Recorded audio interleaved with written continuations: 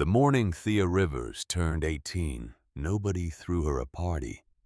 No cake, no candles, no cards tucked into envelopes with her name written in careful script. Just the sound of rain against the window of the group home, steady and indifferent, like the world itself had decided this particular milestone wasn't worth celebrating. She sat on the edge of her bed, the one she'd slept in for the past 4 years, and watched the second hand tick forward on the cheap wall clock. Each movement precise, mechanical, final. At exactly 9 o'clock, Ms. Bradford knocked. 3 times, always 3. Never more, never less. The woman had a system for everything, a careful order to the way she moved through the world. Thea had learned early on that people who worked in the system loved their systems. It gave them something to hold on to when everything else fell apart. "Come in." The door opened.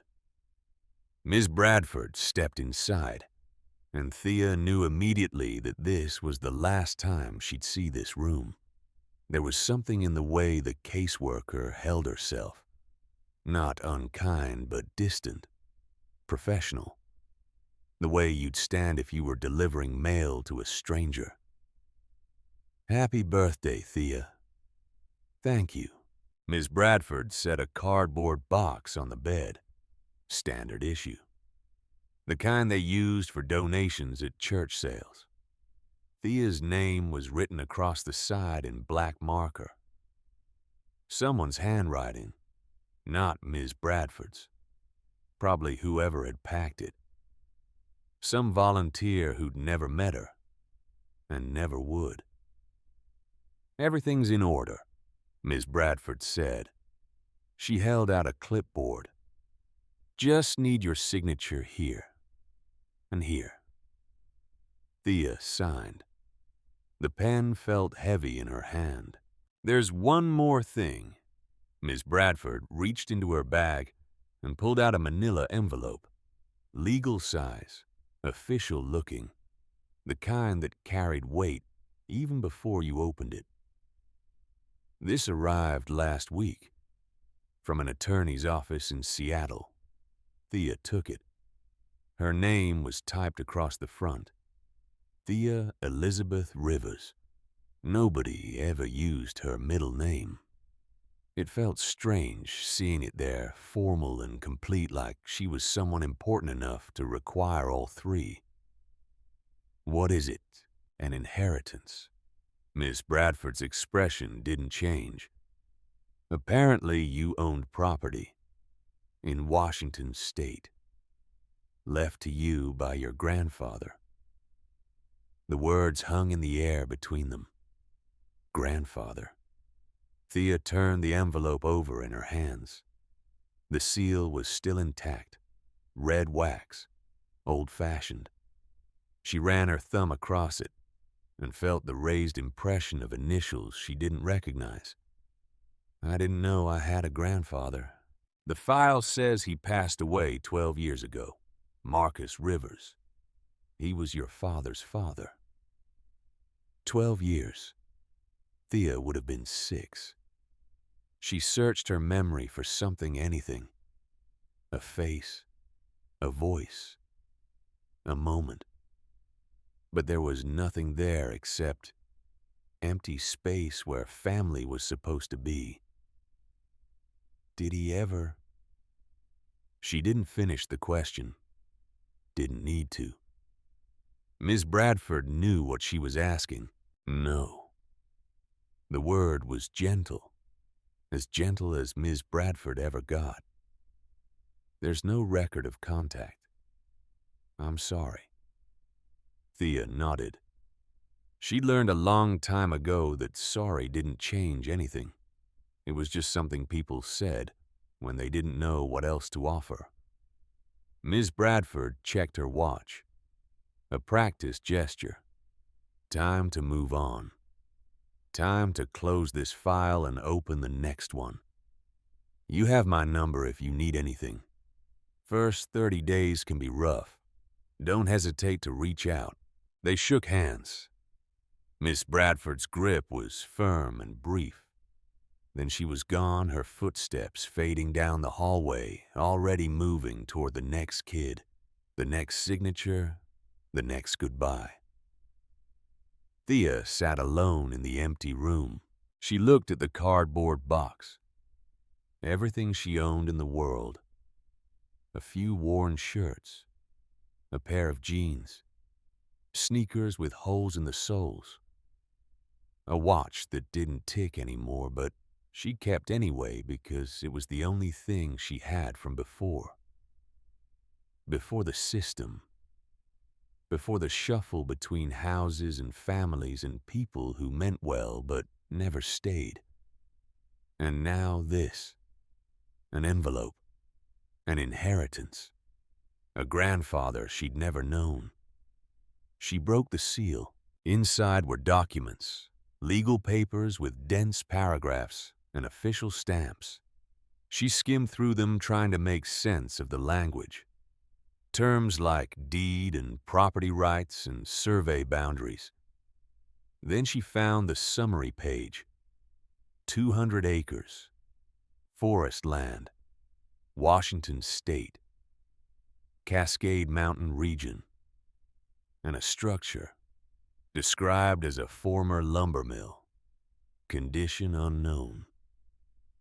Thea stared at the words until they stopped making sense. She owned land. She owned a building. She owned something. For 18 years, she'd owned nothing. Not the bed she slept in. Not the clothes in her drawer. Not even the toothbrush in the bathroom. Everything had been borrowed. Temporary. Conditional. And now she had 200 acres of forest in a place she'd never been. She kept reading. Attached to the deed was a handwritten note. The paper was old, yellowed at the edges. The ink had faded, but the words were still clear. Written in tight, careful script. Don't trust what they say about the land. No signature. No explanation. Just those 8 words. Thea turned the envelope upside down and shook it. 2 more items fell onto the bed. The first was a map, hand-drawn. Crude but detailed. It showed the outline of the property, the location of the mill, a winding river, and thick forest marked with small symbols she didn't recognize. In the corner, someone had written coordinates. The second was a piece of stone. Cloudy quartz about the size of her thumb. The surface was rough and unpolished, and when she held it up to the light, she could see fractures running through it like veins. Thea sat there for a long time, turning the quartz over in her hands. Then her phone rang. Unknown number. Seattle area code. She almost didn't answer, but something made her swipe to accept. Hello. Ms. Rivers. The voice was male, professional, the kind of smooth that came from years of practice. This is David Kellerman. I'm calling from Titan Energy Corporation. I hope I'm not catching you at a bad time. Who? Titan Energy. We're a resource development company based here in the Pacific Northwest. I'm reaching out regarding a property you recently inherited, near Cascade Falls. Thea's grip tightened on the phone. How did you know about that? It's public record once the deed transfers. We keep an eye on properties in regions where we operate. A pause. Then, carefully, we'd like to discuss a potential acquisition, if you're interested. I just found out about it an hour ago. I understand. And I'm not trying to rush you, but I wanted to make sure you knew you had options. Inheriting land can be complicated, especially when you're just starting out on your own. Another pause. Calculated. We'd be willing to make this very simple for you, Ms. Rivers. Very straightforward. Something in his tone made her skin prickle. I haven't even seen it yet. Of course. Completely understandable. Why don't I send over some information? No pressure. Just so you have a sense of what we're offering. We can talk more when you're ready.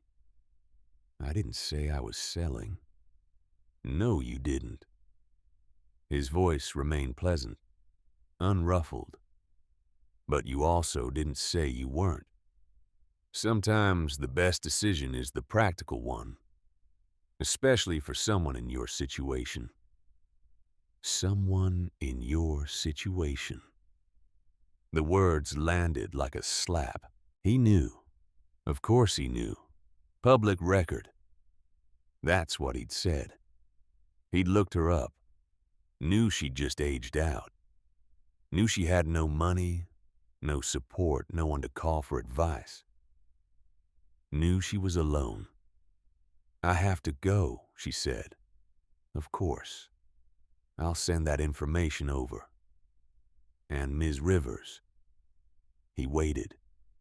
We really do hope to hear from you soon. The line went dead. Thea sat there staring at her phone. Then she opened her recent calls. 6 missed calls, all from the same Seattle number, all in the past week. Before she'd even opened the envelope, before she'd even known. They'd been calling, waiting, watching.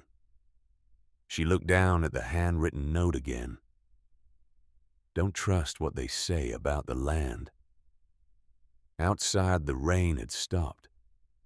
The sky was still gray, but there was a break in the clouds, a thin strip of pale light cutting through. Thea made a decision. She wasn't gonna sell. Not yet.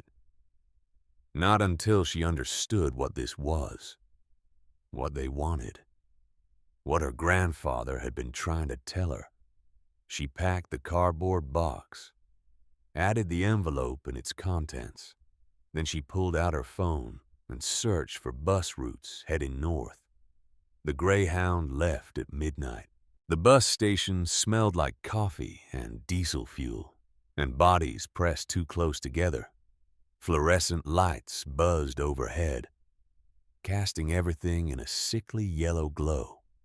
Thea sat in a plastic chair near the back wall, her cardboard box at her feet, and watched people come and go. A mother with 2 small children, an old man with a duffel bag, a woman in a business suit who kept checking her watch like she couldn't believe she'd ended up here. Everyone traveling, everyone leaving something behind. The bus to Seattle arrived 15 minutes late. The driver barely looked at her as she climbed aboard. She found a seat near the middle next to the window and pressed her forehead against the cold glass. The city lights blurred past. Then suburbs. Then darkness. She must have fallen asleep because when she opened her eyes, the landscape had changed. Trees now. Thick and tall and endless. The kind of forest that looked like it had been there long before roads cut through it. Rain streaked across the window in horizontal lines. The bus rocked gently as it climbed higher into the mountains. Thea pulled out the map and studied it under the dim reading light. The property was marked clearly. About 50 miles north of Seattle, deep in timber country. The mill sat near a bend in a river surrounded by dense forest on all sides. She traced the route with her finger. There was a town nearby. Small. Maybe 1,000 people. A place called Cascade Falls. The bus would get her to the main road. After that, she'd have to figure it out. She folded the map and tucked it back into her jacket. Then she pulled out the quartz stone and held it in her palm. It was cool to the touch, smooth in places where it had been handled, rough where it hadn't. She wondered if her grandfather had held this same stone, if he'd turned it over in his hands the way she was doing now, if he'd looked at it and seen something she couldn't. Pretty stone. Thea looked up. An elderly woman sat across the aisle 2 rows ahead. She'd turned in her seat and was smiling. The kind of smile that seemed genuine. Tired but warm. "Thank you. Where are you headed?" "Cascade Falls."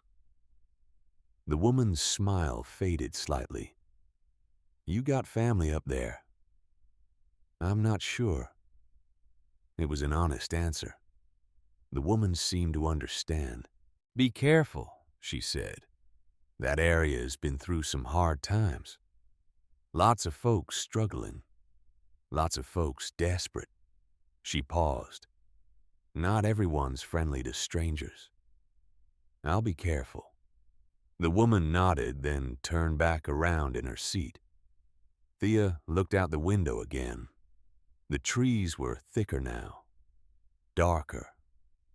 The kind of darkness that felt old, permanent. She closed her eyes and tried to sleep. But all she could think about was the phone call, the voice on the other end, the certainty in his tone. They'd been waiting for her. The bus dropped her at the edge of town just after dawn. Cascade Falls looked exactly like a place that had run out of time. Main Street was lined with buildings that had once been something. A hardware store with boarded windows. A diner with a faded sign. A gas station with 2 pumps and a price board that hadn't been updated in months. Everything had that worn, defeated look. Like the town had tried to hold on and finally given up. Thea stood on the sidewalk with her cardboard box and the map and watched a pickup truck drive past. The driver glanced at her but didn't slow down, didn't wave, just kept going. She checked the map. The mill was about a mile east off the main road.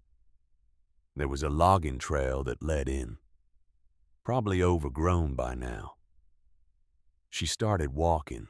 The rain had softened to a drizzle. The kind that wasn't heavy enough to soak you, but persistent enough that you'd be wet within minutes. Thea pulled her hood up and kept her head down. The road turned to gravel, then dirt. The trees grew closer, their branches reaching overhead to form a canopy that blocked out most of the light. The air smelled like pine and wet earth and something else. Something metallic, like old machinery left to rust. She found the trail, or what was left of it. Moss had claimed most of the path, turning it into a soft green corridor. Ferns grew thick on either side. The only sound was the rain and her footsteps, and the occasional bird call from somewhere deep in the trees. Then she saw the mill. It rose out of the forest like something that had been abandoned mid-sentence. The structure leaned to one side, the wooden frame warped and split from years of weather. Windows were shattered, leaving dark holes that stared out like empty eyes. The roof sagged in the middle, and she could see daylight through gaps in the boards. Behind it, barely visible through the trees, was a river. Slow and brown and choked with debris. Thea approached slowly. The front entrance was a wide loading bay, the kind designed for trucks to back up and haul timber. The door hung crooked on its hinges. She pushed it open and stepped inside. The smell hit her first.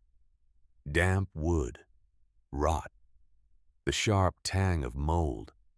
The floor was littered with broken glass and rusted tools and pieces of machinery she couldn't identify Rain dripped through holes in the roof, creating puddles that reflected what little light made it through. But it was the silence that struck her most. The kind of silence that felt heavy, deliberate, like the building itself was holding its breath. She set the cardboard box down near the entrance and walked deeper inside. The main floor was massive. High ceilings supported by thick beams. Rows of workbenches lined one wall, their surfaces scarred and stained. She could see where saws had been mounted, where conveyor belts had run. All of it stripped away or left to rust. This had been a working mill once, a place where men showed up before dawn and left after dark, where timber was cut and processed and shipped out to build houses and bridges and towns. Now it was just bones. Thea walked to the far wall and ran her hand along the wood. Her fingers came away dark with soot. She looked closer. The wood was charred, not from age, from fire. Someone had burned this section deliberately. The pattern was too clean, too controlled. She stepped back and studied the marks. They ran along the entire western wall, concentrated near what looked like it had once been an office. The door was gone. Inside, the floor was blackened. What had happened here? She turned slowly, taking in the space, trying to imagine it as it had been, full of noise and movement and purpose. Then she heard it, faint, almost imperceptible. Tick, tick, crack. She froze.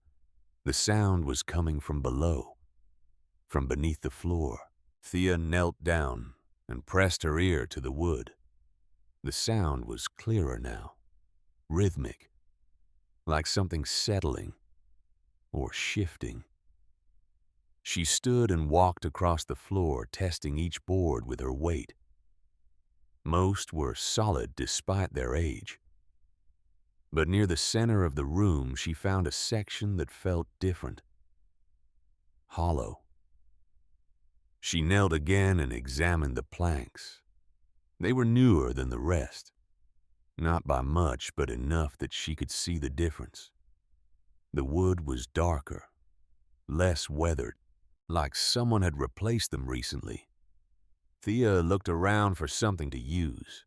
She found a rusted hammer near one of the workbenches, heavy, solid.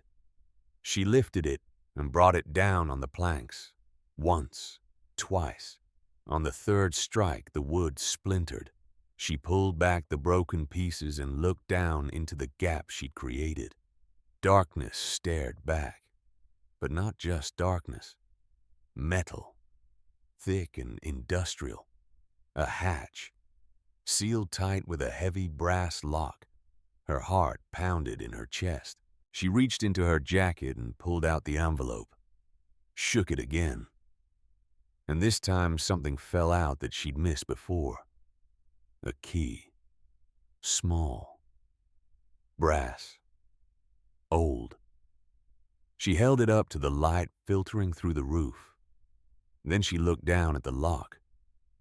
It would fit. She knew it would fit. For a long moment, Thea didn't move. This was the point of decision. The moment where she could still walk away, leave this place, sell the land, take the money and disappear into a life that made sense. But she thought about the phone calls, the voice on the other end, the certainty that she'd give up. And she thought about her grandfather, a man she'd never met, who'd left her this place and this warning and this key. Don't trust what they say about the land.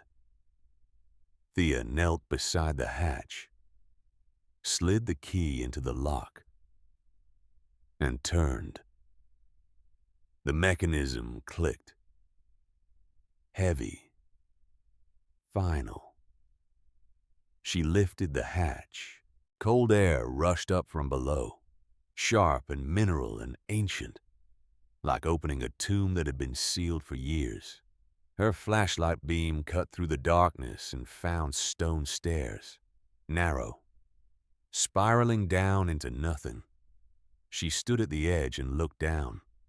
The stairs disappeared into blackness, no bottom visible, no sound except that same rhythmic tick-tick crack, echoing up from somewhere deep below. Thea took a breath. Then she started down. The stairs were carved from stone. Old stone. Not the kind you found in modern construction. These were hand-cut irregular, each step slightly different from the last. The walls pressed close on either side, and the air grew colder with every step. Her flashlight flickered. She stopped, tapped it against her palm. The beam steadied. Down and down. The stairs spiraled in a tight circle, and she lost count after 50 steps. Maybe 100. Maybe more. Then the stairs ended. Thea stepped out onto level ground and swept her flashlight across the space. And stopped breathing. The cavern stretched out before her like something from another world. Massive. The ceiling lost in shadow high above. And everywhere, rising from the stone floor like a frozen forest, were pillars of crystal. Not small formations, not clusters. Trees, or what had once been trees, now transformed into towering columns of quartz, some as thick as her body, others thinner, branching out like limbs reaching toward an invisible sky. Their surfaces caught the flashlight beam and threw it back in fractured patterns, creating constellations of light that moved across the walls. It was beautiful and impossible. Thea walked forward slowly, her footsteps echoing in the vast space. She reached out and touched one of the crystal trunks. It was cool under her fingers, smooth in places, rough in others. She could see into it, see the layers and inclusions and imperfections that made it real. This wasn't glass. This wasn't carved or manufactured. This was stone that had once been wood. She moved deeper into the cavern, her light sweeping across formation after formation. Some stood alone. Others grew in clusters, their branches intertwining overhead. Then she noticed the details that didn't belong.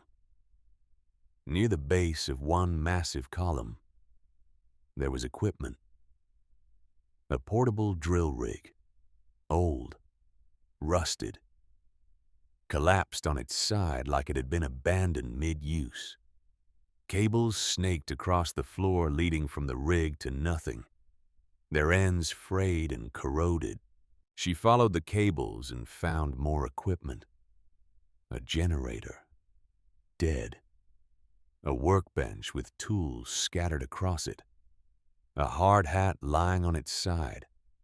Someone had been working down here. Not recently, but not so long ago that everything had completely deteriorated. Thea knelt beside the drill rig and examined it. The bit was still attached. She could see where it had been used.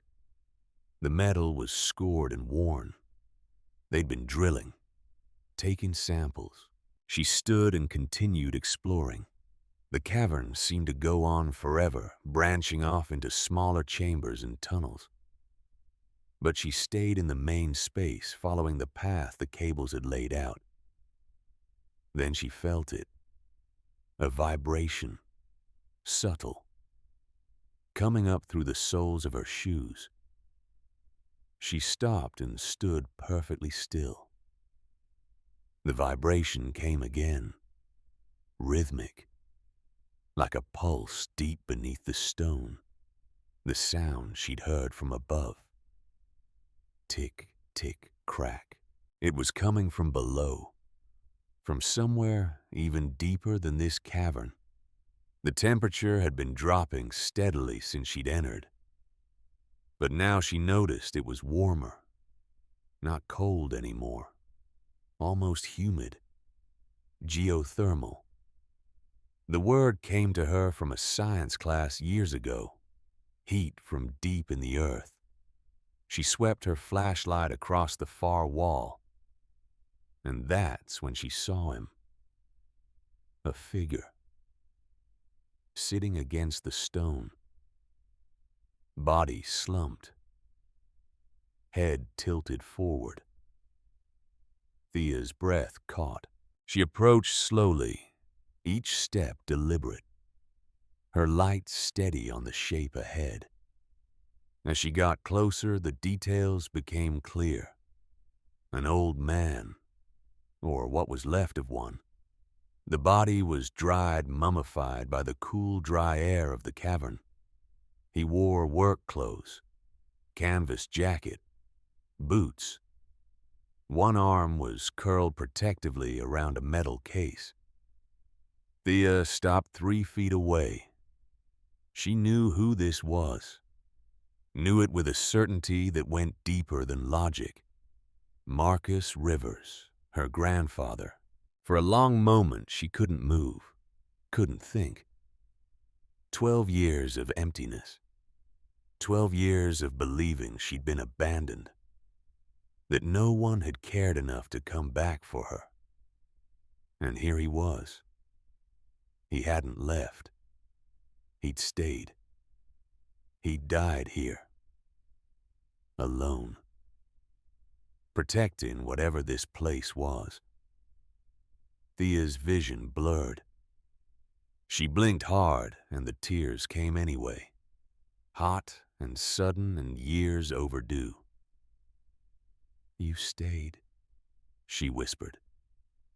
Her voice echoed in the cavern. Came back to her from a dozen directions. "You stayed. You stayed. You stayed." She wiped her eyes and knelt beside him. The metal case was unlocked. She gently moved his arm and lifted the case free. Inside were papers, folders sealed with tape, and a notebook, worn, water-stained in places. The cover was plain brown leather with initials embossed in faded gold. M.R. Thea opened it with trembling hands. The first page was dated 12 years ago, almost to the day. The handwriting was tight and precise. Engineer's handwriting, each letter formed with care. She began to read. The notebook was a record, a journal, a confession. Marcus Rivers had been a field engineer for Titan Energy Corporation, one of their best. He'd spent 30 years reading the land-identifying resources, mapping potential extraction sites. In 2012, he'd been assigned to survey this region. Standard work, looking for timber value, checking soil composition, mapping the terrain. But he'd found something else. His equipment had picked up anomalies, energy signatures that didn't make sense, structural irregularities deep underground. He'd requested permission to investigate further. Titan had approved. They'd sent him back with better equipment, ground-penetrating radar, seismic sensors, core sample drills. And he'd found the cavern. The entries became more detailed, technical. He described the crystal formations, the mineral composition, the way they conducted energy in patterns he'd never seen before. Then he'd made the discovery that changed everything. The crystals weren't just mineral formations. They were part of a larger system, a natural geothermal reservoir trapped beneath layers of rock, and the crystals acted as conductors, storing energy, amplifying it, creating a potential power source unlike anything he'd encountered. Thea turned the page. The handwriting grew shakier. Marcus had calculated the energy potential. If someone figured out how to tap into it safely, it could power entire regions. Clean, sustainable, revolutionary. But the word that appeared again and again in his notes was unstable. The crystalline matrix sat on top of fault lines. The geothermal pressure was massive. Drilling too deep, disturbing the wrong section, could trigger a cascade effect. The crystals would fracture. The pressure would release. The entire system would collapse. And the collapse wouldn't stop at the cavern. Marcus had modeled it, run the numbers a dozen different ways. Every scenario ended the same. Catastrophic structural failure, seismic activity, potential earthquake measuring above 6 on the Richter scale, affecting a radius of 50 miles or more. He'd written in capital letters, "Extraction is not possible without risk of total collapse." Thea kept reading. Marcus had presented his findings to Titan, had shown them the data, the models, the risks. They'd thanked him for his work. Then they'd asked him to keep it quiet while they brought in their own team to verify. But Marcus had known what that meant. He'd worked for corporations long enough to understand. They weren't going to verify. They were going to find a way to make it work, to justify the risk, to extract the resource regardless of the danger, because the potential profit was too massive to walk away from. So, Marcus had done something desperate. He'd sabotaged the access, destroyed his own survey data, sealed the cavern entrance and covered it with the mill floor. And he'd resigned from Titan, but he'd known they wouldn't give up. Knew they'd come back eventually. So he'd stayed. Lived in the mill, monitored the site, kept watch. The entries grew more sporadic, dated months apart. Then came the entry that made Thea's blood run cold. November 2013. They came back. Middle of the night. A team from Titan.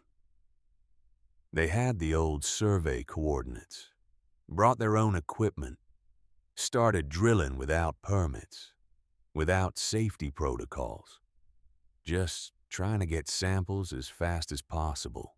I couldn't stop them legally, so I stopped them physically. Cut their power lines, damaged their drill. They left. But not before they hit something. The drill went too deep, fractured one of the main crystal veins. The pressure released. Not all of it, just enough. The ground shook. 4.2 magnitude, felt for miles. 3 of their workers were injured. 1 disappeared, never found. Titan covered it up, blamed natural seismic activity, paid off the families, destroyed the evidence. I destroyed what was left of their drill site. Made sure they couldn't come back easily. But I know they will. Eventually. The entries stopped for several months after that. When they resumed, the tone had changed. Less technical, more human. I was supposed to pick her up that day. November 19th, 2014. Thea's 6th birthday. I'd promised her mother I'd be there. Promised Thea I'd take her to the zoo. But Titan's team came back, tried to access the cavern again. I had to stop them, had to choose. I chose this place over my granddaughter. I told myself it was for the greater good, that protecting this was more important than one birthday, one promise. But she was 6 years old, and I never came back. I've tried to make contact through the system, but they won't let me see her.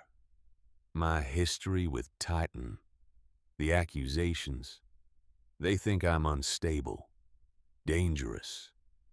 Maybe they're right. I'm leaving everything to her. The land, the mill, this notebook. Maybe she'll understand. Maybe she'll forgive me. Or maybe she'll just sell it and move on. And I wouldn't blame her. But if she finds this, if she reads this, I need her to know. I didn't abandon her because I didn't love her. I abandoned her because I loved something I thought was bigger. I was wrong. The final entry was dated 2 weeks later. December 2014. They're coming. I can hear the machinery outside. Titan's back. With permits this time. Legal authority. I've sealed myself in. Destroyed the stairs behind me. They won't get down here easily. But I won't get out either. I'm sorry, Thea, for everything. Finish what I couldn't. Protect this place. Or don't. Just know that I thought about you every single day. The notebook ended there. Thea sat in the darkness holding the journal and let herself cry. Really cry. For the first time since she could remember. Not quiet tears, not controlled. Just raw, aching grief for a man she'd never known. For a childhood she'd never had. For all the years she'd spent believing no one had wanted her. He'd wanted her. He'd thought about her. He'd died regretting the choice he'd made. The sobs echoed through the cavern, bouncing off crystal and stone, until it sounded like the whole earth was grieving with her. Eventually, the tears stopped. She wiped her face with her sleeve and looked at her grandfather's body one more time. "I understand now," she whispered. She stood slowly. Her legs were stiff from kneeling. The metal case sat beside her. She opened it fully and found the folders Marcus had mentioned. Survey data, geological reports, seismic models. Everything he'd compiled. Everything Titan would need to attempt extraction again. And at the bottom, a sealed envelope, her name written on the front. She opened it.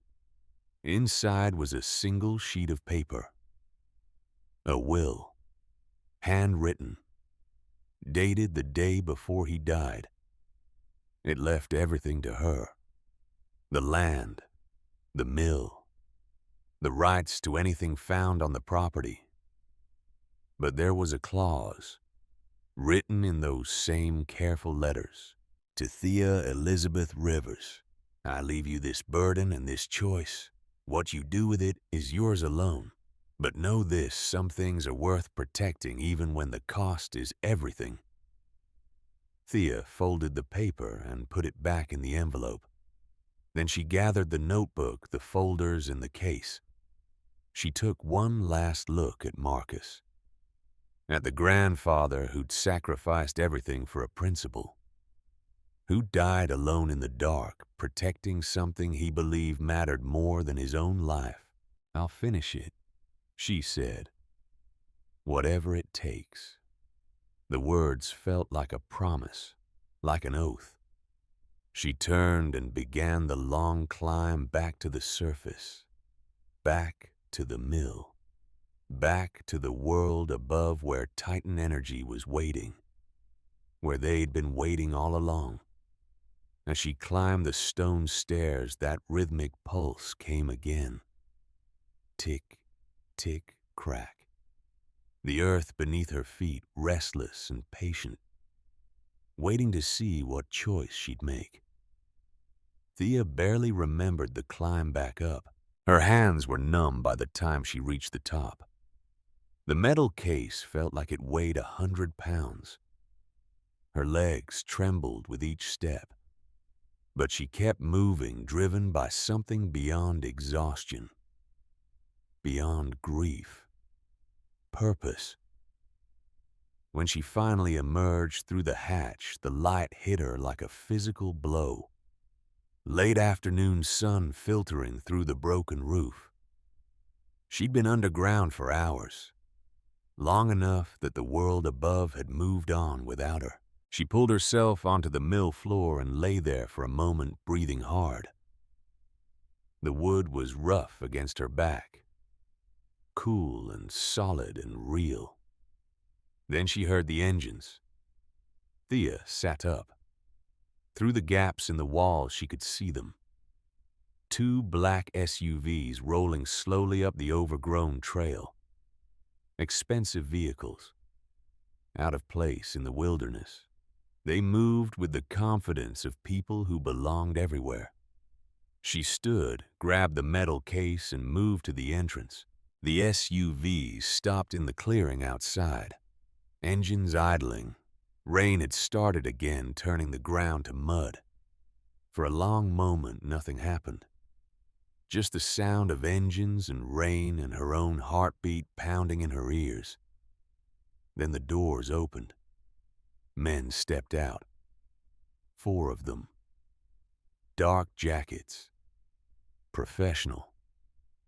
Not threatening exactly, but present in a way that made their authority clear. They spread out, scanning the area with practiced efficiency. The driver's door of the lead vehicle opened last. The man who emerged was older than the others. 60s maybe. He wore a suit that probably cost more than everything Thea had ever owned combined. But he wore it like work clothes. Comfortable. Functional. He adjusted his jacket against the rain and looked directly at the mill. Directly at her. Then he started walking. Thea stepped out onto the sagging porch. The wood groaned under her weight. She set the metal case down beside her and waited. The man approached slowly, not cautious, just deliberate, like he had all the time in the world and knew she wasn't going anywhere. He stopped at the base of the steps. Rain dripped from his hair, but he didn't seem to notice. Thea Rivers. It wasn't a question. He already knew who she was. You made it here faster than I expected. His voice was calm, measured. The kind of voice that commanded boardrooms and negotiations. But there was something else underneath. Something that sounded almost like respect. Thea didn't respond. He smiled slightly. My name is Maxwell Cross. I'm the CEO of Titan Energy Corporation. I believe one of my associates called you yesterday. He did. And you came anyway. Maxwell looked past her at the mill, at the broken windows and sagging roof. Most people would have taken the offer without making the trip, especially someone in your situation. There it was again, that phrase, your situation. You've been watching me, Thea said. We've been watching the property. You just happen to be part of it now. He paused. May I ask what brought you all the way out here, curiosity, sentiment? Thea glanced down at the metal case. Maxwell followed her gaze. His expression shifted, just slightly. like a card player seeing an unexpected hand. You went below. It wasn't a question this time either. The rain filled the silence between them. Thea could feel the weight of his attention, the calculations happening behind his eyes.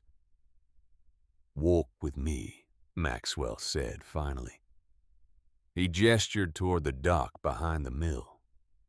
"Please, I'd like to show you something." Thea hesitated. "I'm not gonna hurt you," Maxwell added. His tone was almost gentle. "And you're not gonna hurt me. We're both just here to have a conversation. Adult to adult." Something in the way he said it made her pause. Not threatening, not dismissive, just steady. She stepped down from the porch. They walked side by side through the wet grass. The dock stretched out over the slow brown river, its boards warped and split from years of weather. Maxwell tested the first plank with his weight, then continued forward. Thea followed. The river moved beneath them, sluggish, choked with debris and fallen branches, the kind of water that had given up trying to go anywhere. Maxwell stopped at the end of the dock and looked out over the forest. "Do you know what's happening to this region?" he asked. Thea said nothing. 20 years ago, this was timber country. Mills running 3 shifts. Trucks on the roads, men with jobs that could support families, build lives. He gestured toward the town. Cascade Falls had 3,000 people. A school, a hospital, a future. He turned to face her. Now it has barely 1,000. The school closed 5 years ago. The hospital's down to a single doctor who comes twice a week. Half the buildings on Main Street are empty. The people who stayed, he trailed off. They're not staying because they want to. They're staying because they can't afford to leave. "That's not my fault," Thea said. "No, it's not. It's economics, market forces, progress moving somewhere else." Maxwell's expression was unreadable.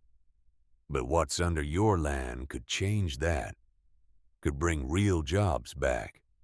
Infrastructure, investment, a reason for people to stay, to build again. By destroying it, by using it."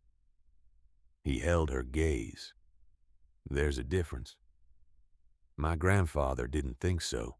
For the first time, Maxwell's composure cracked. Just for a second. Something flickered across his face. Grief, maybe. Or regret. "Marcus Rivers." He said the name quietly. "Did you find him down there?" Thea didn't answer. Maxwell looked away, stared out at the water. "Marcus was my teacher," he said. 25 years ago. I was fresh out of school. Didn't know a thing about field work.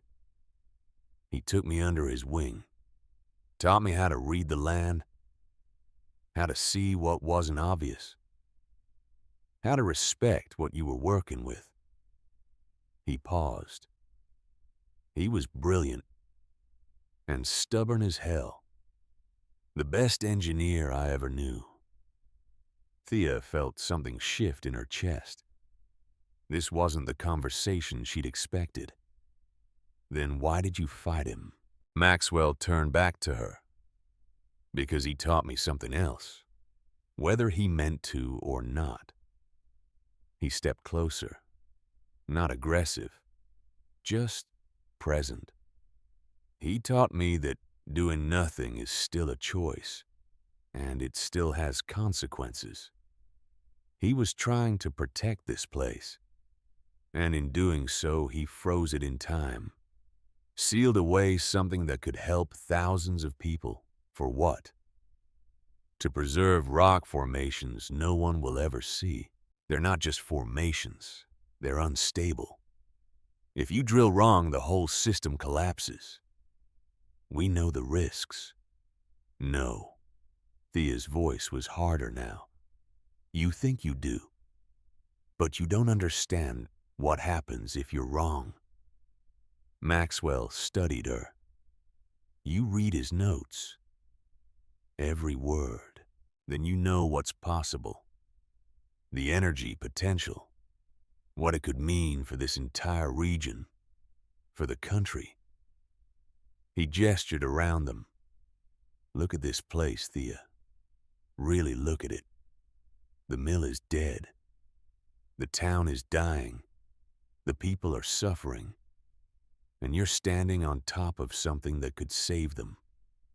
All of them. The words landed heavy. Because they weren't wrong. Not entirely. Thea had seen the town. The empty buildings. The people with nowhere to go. What about the people who get hurt when it collapses? She asked. What about the earthquake? The 3 workers who were injured. The one who disappeared. Maxwell's jaw tightened. What are you talking about? 2013. Your team came here illegally. Drilled without permits. Caused a 4.2 magnitude earthquake. Titan covered it up. Paid people off. Destroyed the evidence. The color drained from Maxwell's face. That's not... He stopped. Drew a breath. Where did you hear that? Marcus documented everything. The drill site. The quake. The cover-up. Everything. For a long moment, Maxwell didn't speak. Rain fell around them. The river moved slow and indifferent below. When he finally responded, his voice was different, quieter, stripped of its corporate polish. I wasn't CEO in 2013. I was VP of Field Operations. They kept that incident classified. Executive level only. He looked at her. I heard rumors, whispers about an accident, but no one would confirm it. No one would show me the reports. You expect me to believe you didn't know. I expect you to understand that corporations have layers, and sometimes those layers hide things from each other. His expression hardened. If what you're saying is true, if Marcus documented it, then people lied to me. People I trusted. Thea watched him carefully, trying to read the truth behind his words. Even if you didn't know, she said, it happened. And it proves my grandfather was right. This place is too dangerous to touch. Maxwell shook his head slowly. No, it proves we approached it wrong, recklessly, without proper protocols. That doesn't mean it can't be done safely. You're willing to risk another earthquake, more injuries, possible deaths, just to extract energy. I'm willing to believe that with the right approach, the right science, we can do this without those risks. And yes, I think the potential reward is worth careful, measured effort. He stepped closer again. Listen to me, Thea. Really listen.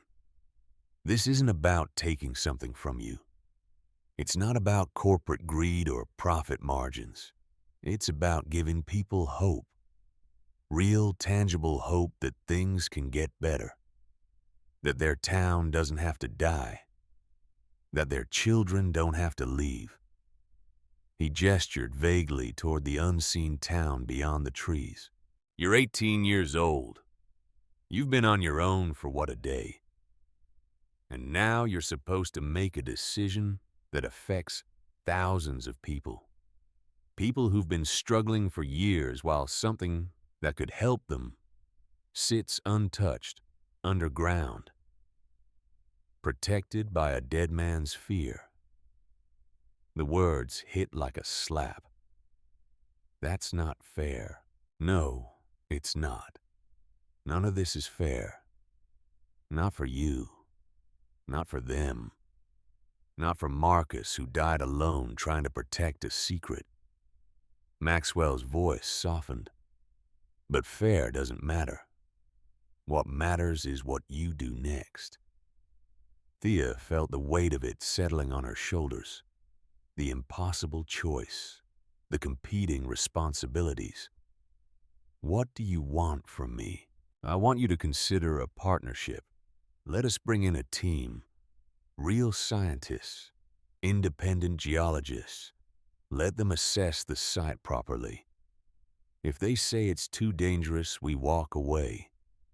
If they say it can be done safely, you get a percentage of everything we extract. Enough to secure your future. Enough to help rebuild this town. And if I say no, Maxwell's expression didn't change. Then my legal team will be in touch. We'll file for eminent domain review. Argue that the public interest outweighs private ownership. It'll take time. It'll cost you money you don't have. And in the end, a judge will probably rule in our favor anyway. He let that sink in. You can fight this Thea. You probably will. But understand something. His voice dropped. Not a threat. Just a certainty. This doesn't stop just because you say no. It just becomes harder for everyone, including you. Before Thea could respond, one of Maxwell's men approached from the clearing. Sir, we need to head back. The weather's getting worse.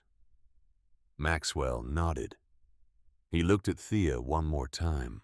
I meant what I said about Marcus. He was a good man, a brilliant engineer, and he taught me to respect the land.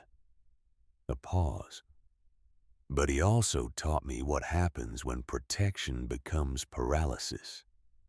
When fear of what might go wrong stops you from doing anything at all. He turned and walked back toward the SUVs. Thea stood alone on the dock, watching them leave. The engines started. The vehicles turned slowly in the mud and disappeared down the trail. The rain fell harder now. She looked down at her hands. They were shaking. That night, Thea sat in the mill surrounded by everything Marcus had left behind. The metal case, the notebooks, the folders, the geological surveys, the seismic models. Years of work spread across the floor like pieces of a puzzle she was supposed to solve. She'd read through it all twice now, understood maybe half.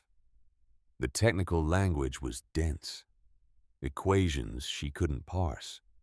Diagrams that required expertise she didn't have. But the core message was clear. The crystalline formation was real. The energy potential was massive. And the risk of collapse was significant but not certain. Marcus had calculated probabilities, run models. Some showed stable extraction was possible. Others showed catastrophic failure. The uncertainty was the problem, not knowing for sure. Having to make a choice based on incomplete information and competing values. Thea pulled out her phone. No service. She'd expected that. She walked outside to the clearing and held it up. One bar appeared. Flickered. Held. She opened her browser and searched for Titan Energy Corporation. The website was professional, polished. Photos of smiling workers and pristine facilities. testimonials about community partnerships and environmental responsibility. She clicked through to their leadership page. Maxwell Cross, CEO. 20 years with the company. Promoted from field operations. Degree in geological engineering from University of Washington. She stared at his photo. The same face she'd seen today, but younger in the picture, smiling, confident. She searched for news about Titan. Most of it was standard corporate coverage, quarterly earnings, new projects, expansion plans. But then she found something else. A local news article from 2013, brief, buried in the regional section. Minor earthquake near Cascade Falls. 4.2 magnitude, no major damage. Attributed to natural seismic activity common in the region. No mention of Titan. No mention of drilling. No mention of injuries. Exactly like Marcus had written. Covered up. Disappeared. Thea closed her phone. The battery was almost dead anyway. She looked up at the night sky. Rain had stopped. Stars were visible through breaks in the clouds. She thought about Maxwell's words, about the town, the people, the suffering that came from doing nothing. She thought about Marcus, about his fear, his certainty that some things were too dangerous to touch. And she thought about herself, 18 years old, alone, holding the future of something she didn't fully understand in her hands. The smart choice was to sell. Take the money. Walk away. Let someone else deal with the complexity and the risk. But she kept coming back to that moment in the cavern. Kneeling beside her grandfather's body, reading his final words, finish what I couldn't. The next morning, Thea made her first call. She'd found a contact in one of Marcus's folders, a note scrawled in the margin. C. Winters, good scientist, honest. A phone number, area code 206, Seattle. Thea walked to the edge of the property where she could get signal. Dialed. It rang 4 times. Hello. The voice was female, older, professional but warm. Is this Dr. Catherine Winters? Speaking. Who's calling? My name is Thea Rivers. I think you might have known my grandfather. Marcus Rivers. Silence on the other end, long enough that Thea thought the call had dropped. Then quietly, Marcus had a granddaughter. Yes. I didn't know. He never... Catherine paused. Is he all right? He passed away 12 years ago. Another silence. I'm sorry. I didn't know. Marcus and I lost touch years ago. We had a falling out over a project he was working on. He thought I was being too cautious. I thought he was being reckless. A sad laugh. Turns out we were both right. He left me his property, Thea said, and his research. I need someone to help me understand what he found. What kind of research? Geological, energy-related. It's complicated. Catherine was quiet for a moment. Where are you? Cascade Falls, Washington. The old mill property. You know it. I know of it. Marcus invited me out here once, years ago. Wanted my opinion on some readings he was getting.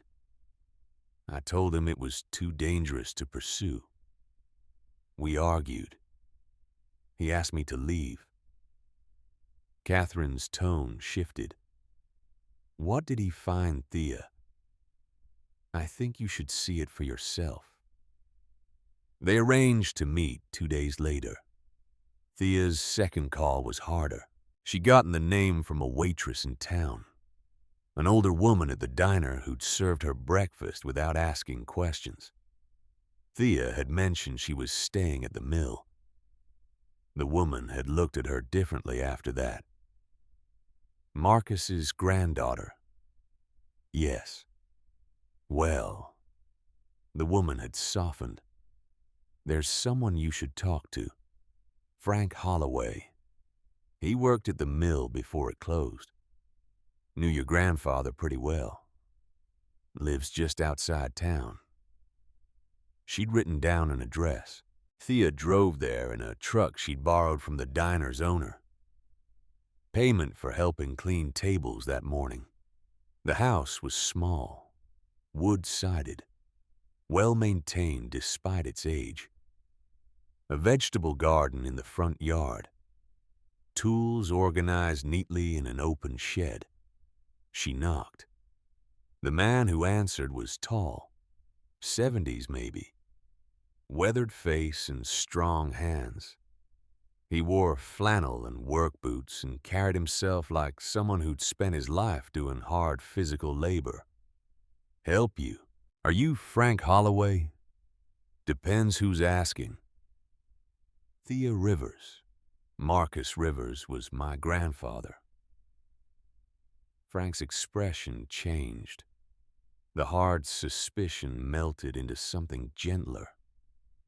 I'll be damned. You look like him. Same eyes. He stepped back. Come on in.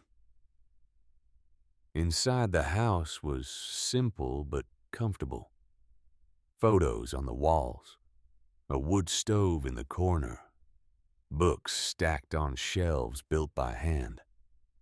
Frank poured coffee without asking if she wanted any. They sat at a kitchen table scarred from years of use. I wondered if Marcus had family, Frank said. He never talked about it. But sometimes you could see it in his face, something weighing on him. Did you work with him? For him? At the mill? I was a logger. Worked the floor. Marcus ran the operations. This was back when the place was still running. Before. He trailed off. Before what? Before Titan Energy came sniffing around. Before Marcus started getting paranoid. Before everything fell apart. Frank took a sip of coffee. He was a good man. Fair boss. But near the end, something changed. He got secretive. Started working odd hours. Wouldn't let anyone into certain parts of the mill. He found something, I figured. Never knew what. But I trusted him. When he said we needed to shut down and clear out, I didn't argue. Some of the other guys did. They needed the work. But Marcus paid us severance out of his own pocket. Made sure everyone had enough to get by for a while. What happened to the town after that? Frank's jaw tightened. You've seen Main Street. That's what happened. Mill closed. Jobs disappeared. Families left. The ones who stayed. He looked out the window. We make do. But it's not living. It's surviving. Titan Energy wants to develop the property, Thea said. They say it could bring jobs back, help the town. They've been saying that for years.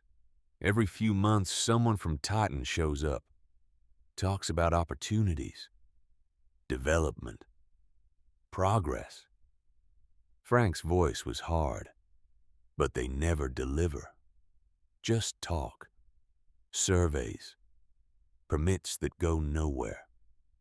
What if they're serious this time? then people will be tempted. Desperate people make desperate choices. He looked at her, but I knew Marcus, and if he sealed that place up, he had good reason. He wasn't a coward, wasn't lazy. He was protecting something, or protecting people from something. Same difference. Frank set down his coffee. What are you going to do? I don't know yet. Well, when you figure it out, and if you need help, you call me. Marcus did right by me when he didn't have to. I owe him. And I owe you. Thea felt something loosen in her chest. The first hint that maybe she wasn't as alone as she'd thought. The third call came by accident.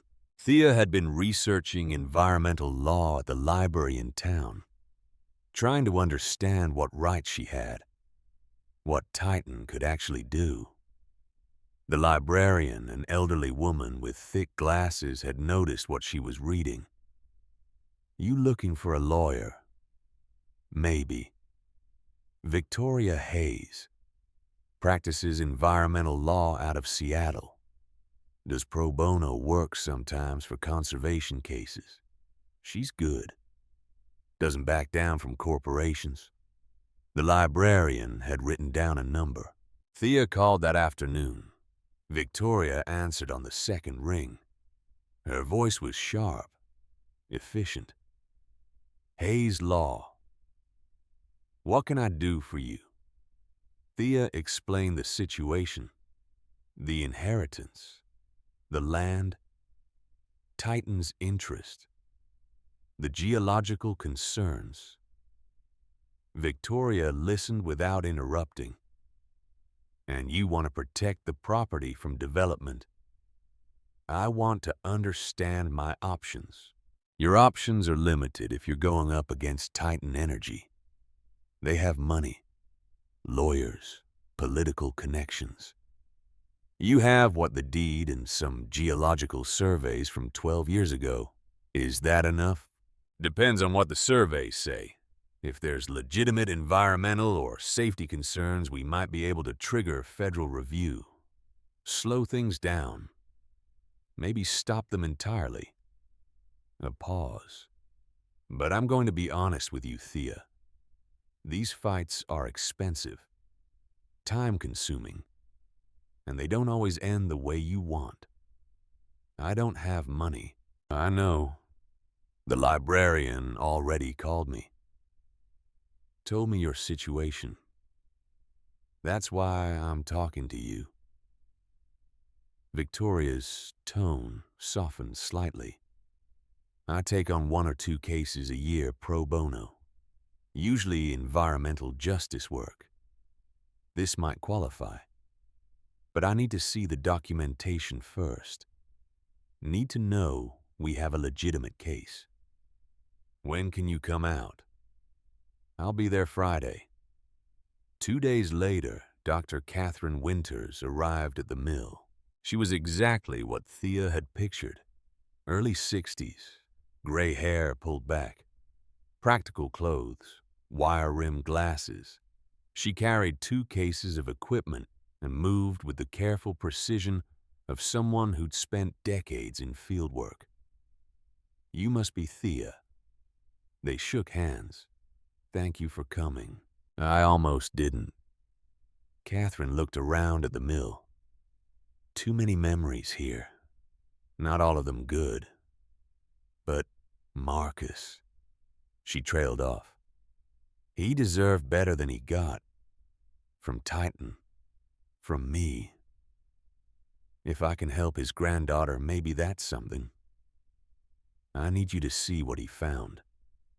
And tell me if he was right. Catherine's expression grew serious. Right about what? That it's too dangerous to touch. They went down together.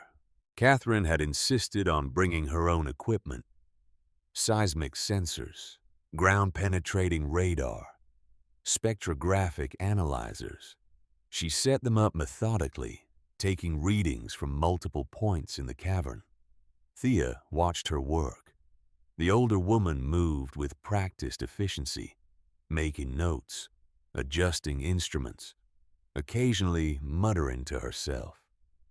After 2 hours, Catherine sat down on a flat boulder and pulled off her glasses, rubbed her eyes. "Well, your grandfather was right." Catherine's voice was quiet. "And he was wrong. I don't understand. The formation is real. The energy potential is massive. Possibly revolutionary if someone figured out how to harness it safely."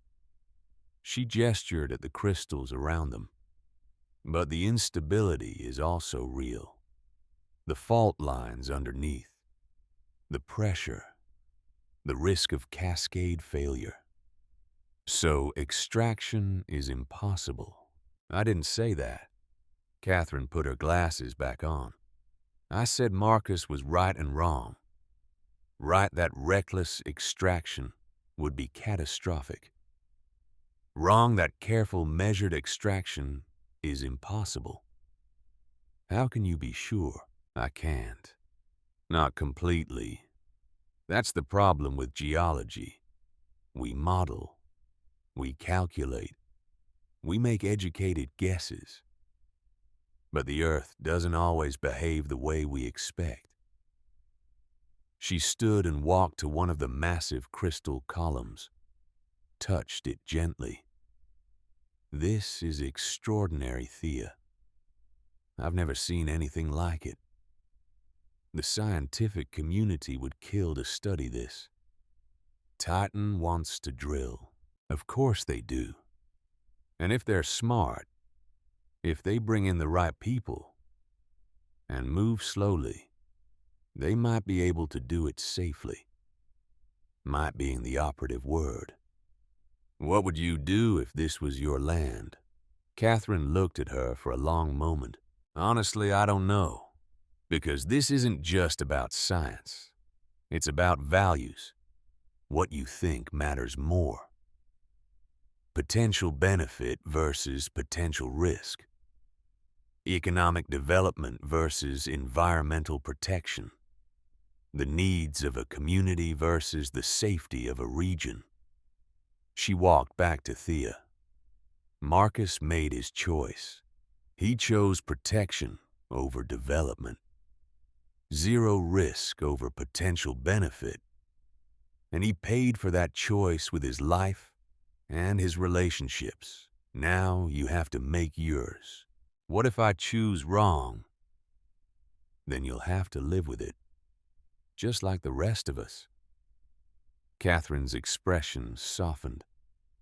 "But at least you'll have made a choice based on the best information available. That's all any of us can do." They climbed back to the surface as the sun was setting. Victoria Hayes arrived the next day. She spent 3 hours reviewing Marcus's documentation, reading every page, studying every diagram, making notes in a legal pad that filled quickly with her small, precise handwriting. Finally, she looked up. "This is solid. Really solid. If even half of what Marcus documented about the 2013 incident is accurate. We have grounds for a federal environmental review, maybe criminal investigation into the cover-up. Can it stop them? It can slow them down, significantly. Federal reviews take time, especially when there's documented evidence of previous safety violations. And the earthquake history." Victoria tapped her pen against the pad. "That's the leverage. Titan can't ignore a documented seismic event, even if they covered it up. So what do? We file, formally, with the Department of Interior. Request immediate halt to all permits pending environmental impact study. We cite Marcus's research, the 2013 incident, the geological instability. We make it impossible for them to move forward without addressing these concerns. And then we fight, in court, in the media if necessary. We make this public. Force transparency. Make Titan prove their extraction plan is safe before they touch a single rock. Victoria stood and walked to the window, looked out at the forest. I'm not gonna lie to you, Thea.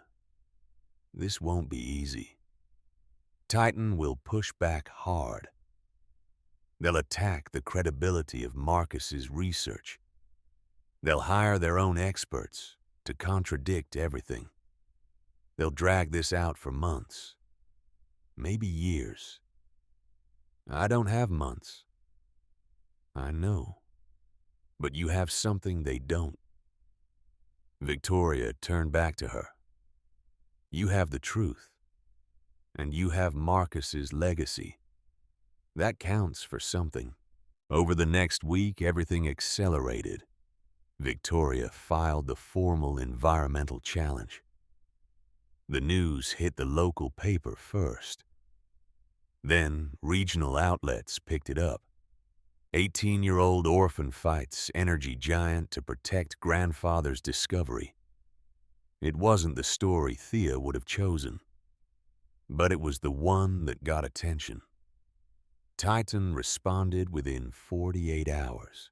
A press release, carefully worded, expressing respect for environmental concerns, highlighting their commitment to safety and transparency, promising independent review of all geological data, but also making clear they wouldn't be deterred. The development represented jobs, growth, hope for struggling communities. They owed it to the region to pursue this responsibly. Maxwell Cross did an interview with the Seattle Times. Professional, measured.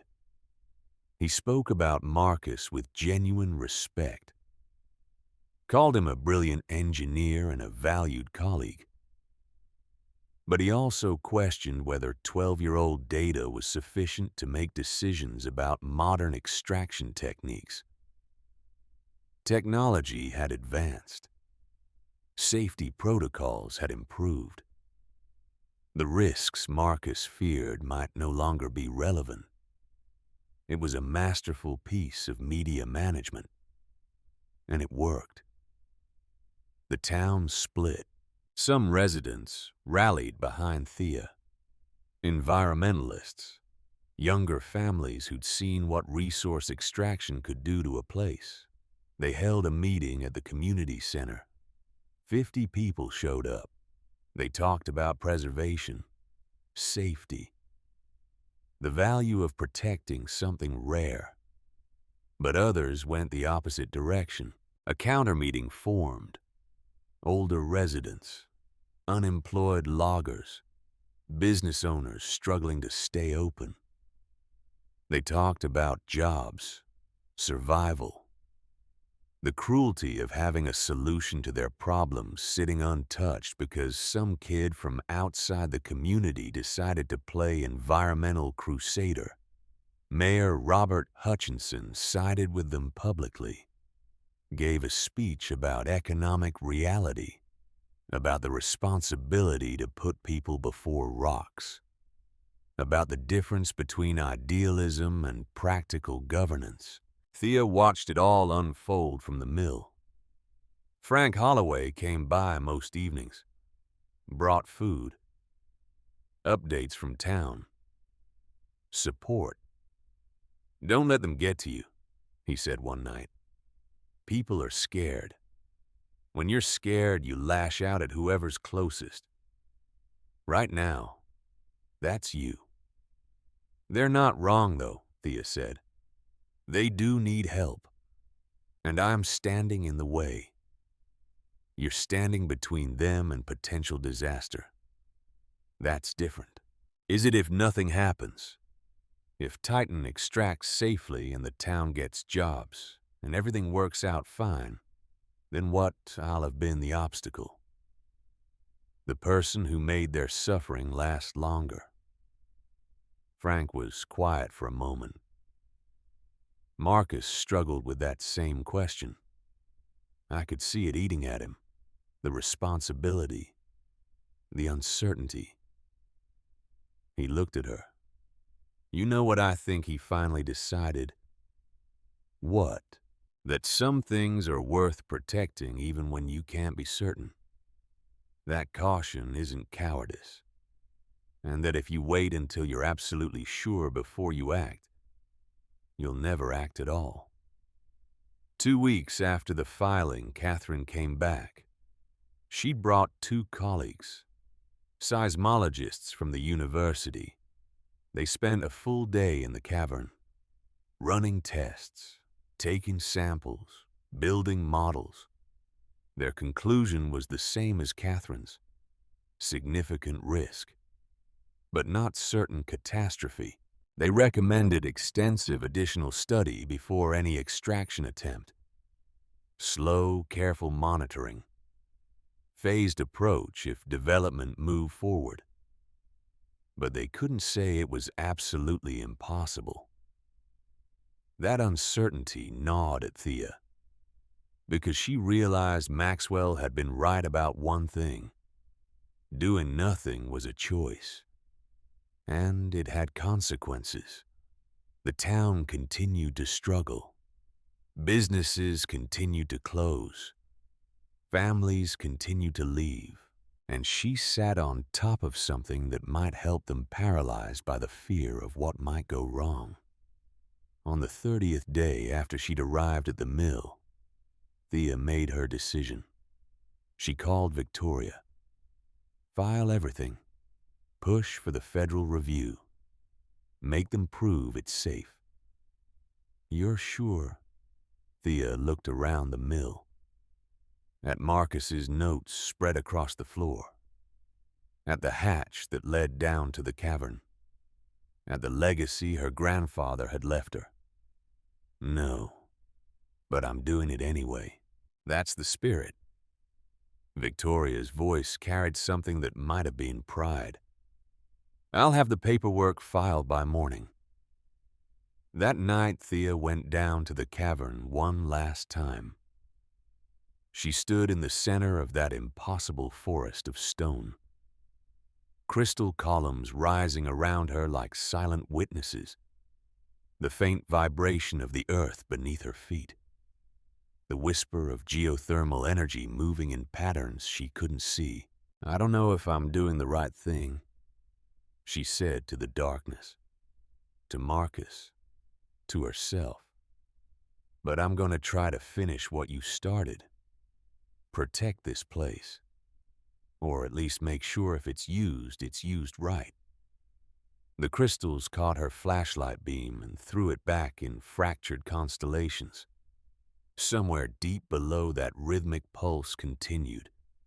Tick, tick, crack. The earth patient and restless, waiting to see what would happen next. The story broke on a Tuesday morning. Seattle Times front page above the fold. A photograph of the mill silhouetted against dark clouds. Headline in bold type. Energy Giant's Deadly Secret. The cover-up that could cost lives.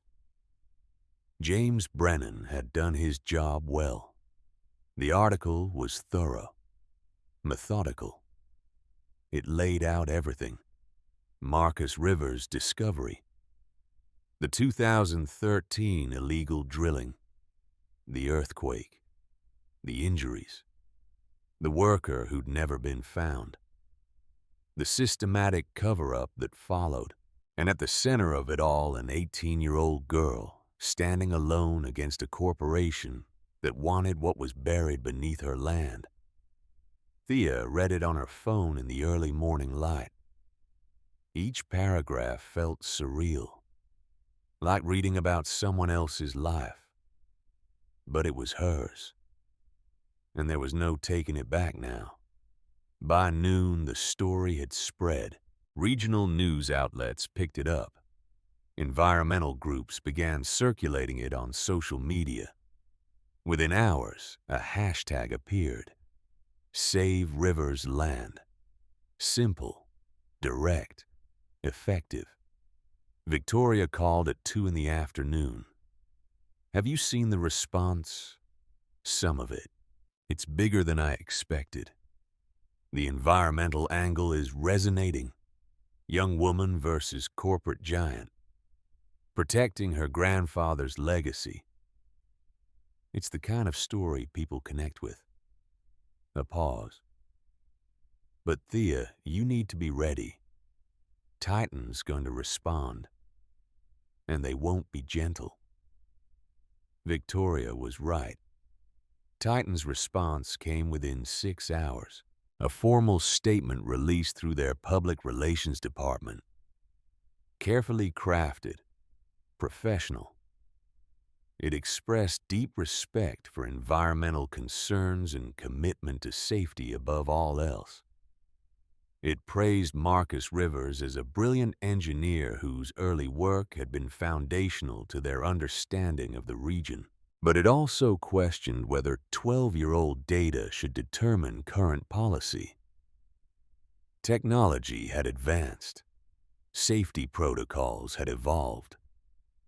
Modern extraction techniques bore little resemblance to the crude methods that might have caused problems a decade ago. The statement concluded with a promise. Titan would welcome independent scientific review, would cooperate fully with any federal investigation, would prove through transparency and rigorous analysis that responsible development was possible. It was masterful spin. By evening, Maxwell Cross was on television. Local news. Prime time. Sitting across from an interviewer in a tasteful studio, wearing a suit that suggested authority without arrogance. He spoke about community, about responsibility, about the difference between protecting the environment and abandoning people who desperately needed help. Marcus Rivers was my mentor, Maxwell said, his voice heavy with what seemed like genuine emotion. He taught me everything I know about this work, and I respected his caution, his careful approach to resource development. The interviewer leaned forward. But you disagree with his conclusions about this site. I disagree with the premise that we must choose between safety and progress, between environmental protection and economic development. That's a false choice. With proper planning, rigorous oversight, and modern technology, we can achieve both. What about the allegations of a cover-up, the 2013 incident? Maxwell's expression grew somber. I wasn't CEO at that time, but I've ordered a complete internal review of our records from that period. If there was misconduct, if proper protocols weren't followed, we'll address it fully and transparently. That's my commitment. He looked directly into the camera. But I also want to speak directly to the people of Cascade Falls, to the families struggling to make ends meet, to the young people who see no future here. I want you to know that Titan Energy hasn't forgotten you. We haven't abandoned this region, and if we can find a way forward that's safe and responsible, we will bring jobs back, real jobs. Lasting opportunity. It was a calculated performance, and it worked. The next morning, counter-protests began. About 30 people gathered outside the mill. Most were older, working class. They carried signs with messages written in marker on cardboard. Jobs, not rocks. We need work, not environmental theater. Let us decide our future. Thea watched from the window, recognized some faces from town. The man who ran the closed hardware store, the woman from the gas station. People who'd been polite when she'd passed them on the street, but never warm. Now they stood outside her property, angry and desperate, and she understood why. Frank arrived an hour later, parked his truck between the protesters and the mill. "Don't go out there, Da," he said when he came inside. "They're not violent, but they're hurting. And hurt people say things they don't mean." "They're right, though," Thea said quietly. "They do need jobs, and I'm the one standing in the way. You're standing between them and potential disaster. That's not the same thing, isn't it? If nothing happens, if Titan extracts safely and everyone gets work and the town comes back to life, what am I, just the obstacle who made their suffering last longer?" Frank didn't have an answer for that. The protests continued for 3 days. Never violent, but constant. A reminder that every choice had costs. That protection meant denying people something they desperately wanted. On the 4th day, things escalated. Someone leaked Thea's foster care records. Not officially, not through any legal channel, just suddenly available online. Posted to social media, shared across forums and comment sections. Every placement she'd been through, every incident report, every note from social workers documenting behavior problems, trust issues, difficulty bonding with families. The narrative wrote itself. Troubled girl, no family, no roots, no real connection to this community or this land. Playing at environmental activism with property she'd inherited by accident. The comments were brutal. She doesn't care about Cascade Falls. She's just enjoying the attention. Typical entitled kid. Doesn't understand what real people need. Marcus Rivers was crazy at the end. Now his equally unstable granddaughter is making decisions that affect thousands of lives. Thea read them in the mill's dim light, each one landing like a physical blow. Victoria was furious when she found out. This is character assassination. Probably illegal. Definitely unethical. We can sue for invasion of privacy. "It doesn't matter," Thea said. Her voice sounded distant even to herself. "It's already out there. Everyone's already seen it. It matters because it's not who you are. A few incidents when you were a kid don't define you." "Don't they?" Thea looked at the screen, at the documentation of every time she'd failed to fit, to belong, to be what people needed. Maybe they're right. Maybe I don't have any business making these decisions. "Stop." Victoria's voice was sharp. "That's exactly what they want. They want you to doubt yourself, to give up, to hand them what they want because you're too tired or too hurt to keep fighting. I am tired. I know. But tired isn't the same as wrong." That night, Catherine returned with 2 colleagues, Dr. James Morrison, Dr. Elena Rodriguez, both seismologists, both respected in their fields. They'd agreed to conduct a comprehensive analysis of the site. Independent, rigorous, the kind of study that would hold up under federal review. But they needed access to the cavern. Complete access. Time to install monitoring equipment. Take core samples. Build detailed models. "How long?" Thea asked. "Minimum 2 weeks," Catherine said. "Longer if we want to be thorough. Titan won't wait that long.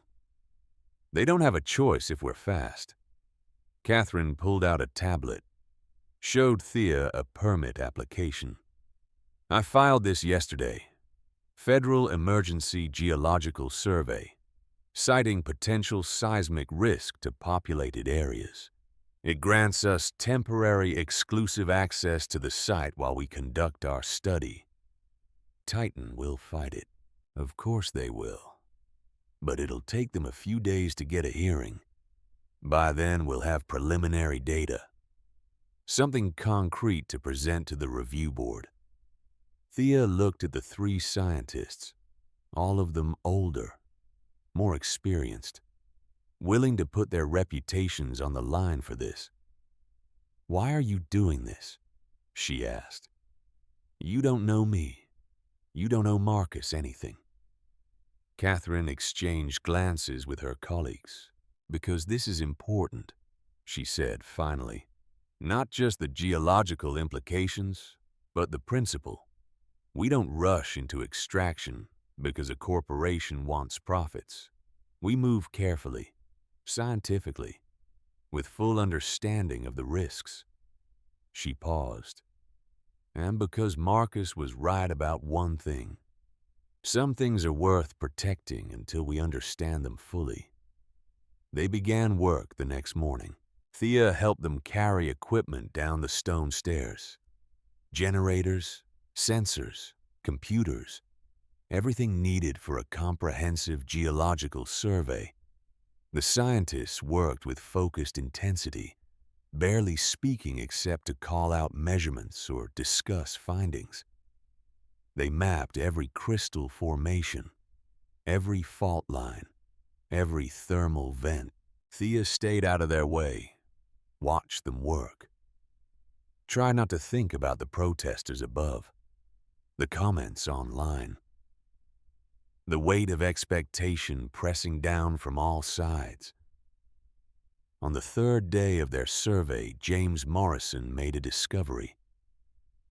He was examining the far wall of the cavern, the section where Marcus's body had been found, taking measurements with ground-penetrating radar. "Catherine, come look at this." The others gathered around his equipment. "There's a void behind this section of wall. Large, maybe 10 feet deep." "Natural cavity?" Elena asked. "I don't think so. The edges are too regular. Almost like..." James ran his hand along the stone. "Like someone carved it out and then sealed it." Thea felt her pulse quicken. Marcus. They spent the next hour examining the wall more closely, finally found what they were looking for. A section of rock that looked like natural stone but rang hollow when tapped. False wall.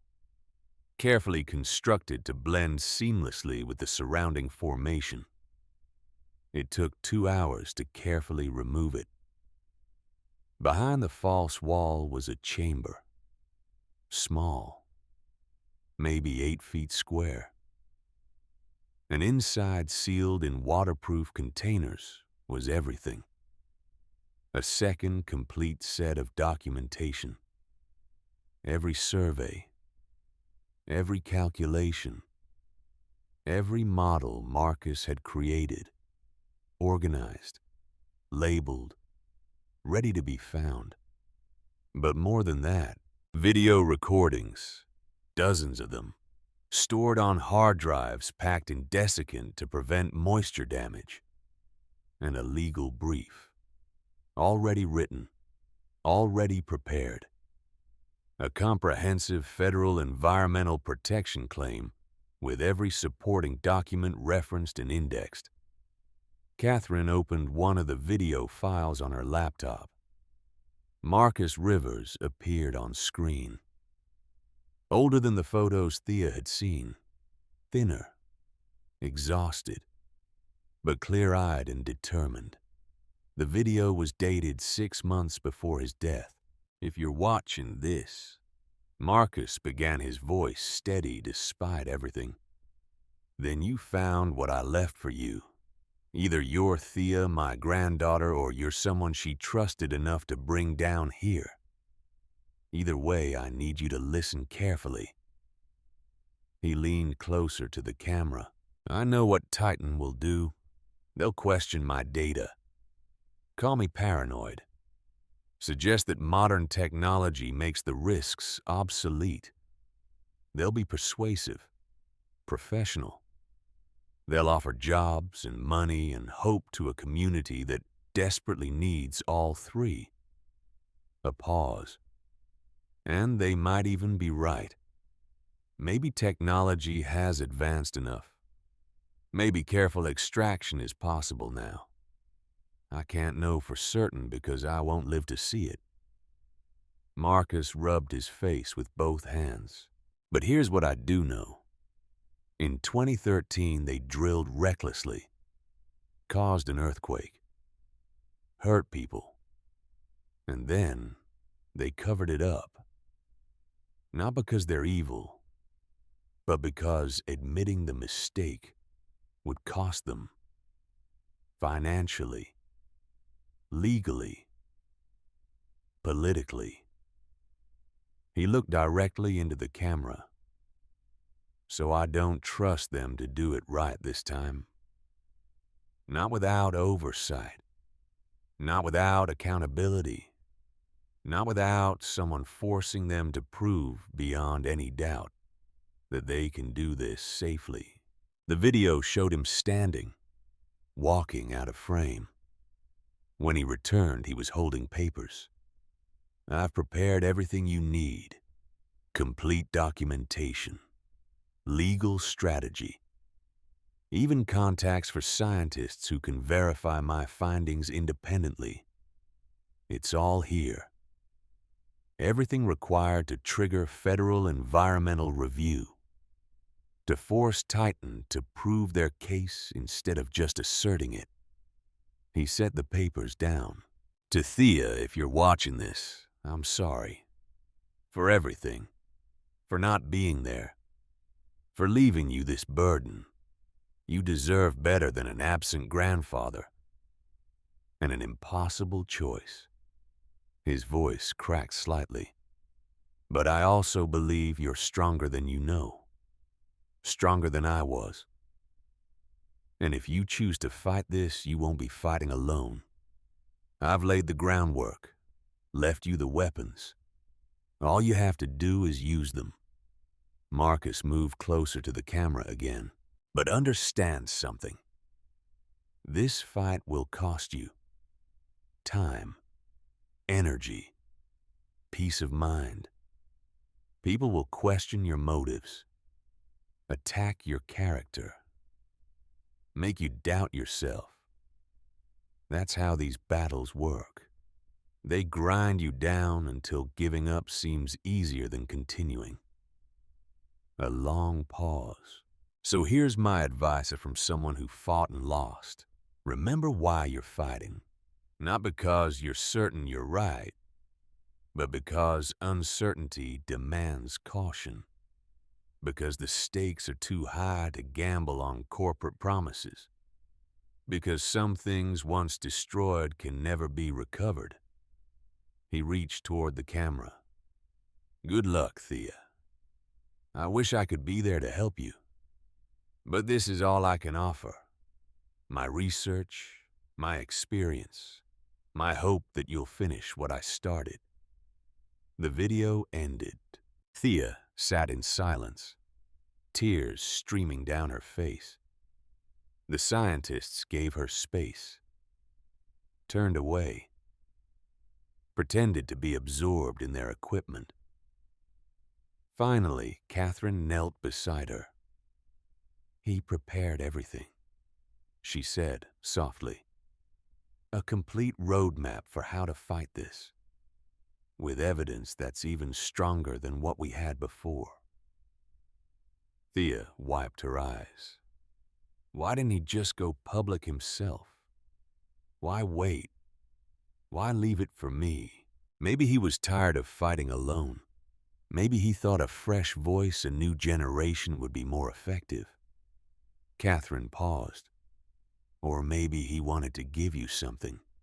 A purpose, a mission, a way to know him, even though he couldn't be there in person. That's a hell of a gift. Yes, it is. They copied everything, every file, every video, every document, made multiple backups, sent encrypted copies to Victoria. But they weren't careful enough. On their 6th day underground, as they were packing up the last of their equipment, they heard voices from above, footsteps on the stone stairs. Thea's stomach dropped. 6 men descended into the cavern. Not security guards, corporate representatives, led by someone from Titan's legal department. "You're trespassing," the man said. Professional. Clipped. "This site is under active permit review. You don't have authority to be here." "We have a federal emergency survey permit," Catherine replied, equally professional. "Properly filed and approved, which gives us full access. That permit was issued based on fraudulent claims of imminent seismic risk. Titan has filed an injunction. The permit's been suspended pending review. You can't do that." "We just did." The man gestured to the equipment. "You'll need to cease all activity immediately and vacate the property." "Or what?" Thea stepped forward. "This is my land. I gave them permission to be here." The man turned to her. His expression was sympathetic but firm. "Ms. Rivers, I understand this is difficult, but there are legal processes for this kind of work. Proper protocols. Your scientists have violated those protocols. If they continue, Titan will file a formal complaint with federal authorities. Academic misconduct, interference with corporate property rights. It could end their careers." Catherine's jaw tightened. "You're bluffing." We have documentation of every regulation your team has skirted, every shortcut taken, every procedural requirement ignored in your rush to gather data before we could intervene." The man pulled out a tablet, showed them a formal legal filing. "We're not trying to stop legitimate science. We're stopping what amounts to corporate espionage disguised as research." Elena spoke up. "Everything we've done is standard geological survey work on a site where you don't hold the extraction rights, using equipment purchased with funding from organizations actively opposed to resource development. Your bias is documented. Your methodology is questionable. And your presence here is now legally prohibited." The men moved to the equipment, started documenting everything with cameras, taking photos of serial numbers, recording the scientists' names. "This is intimidation," James said. "This is compliance enforcement." The man looked at Catherine.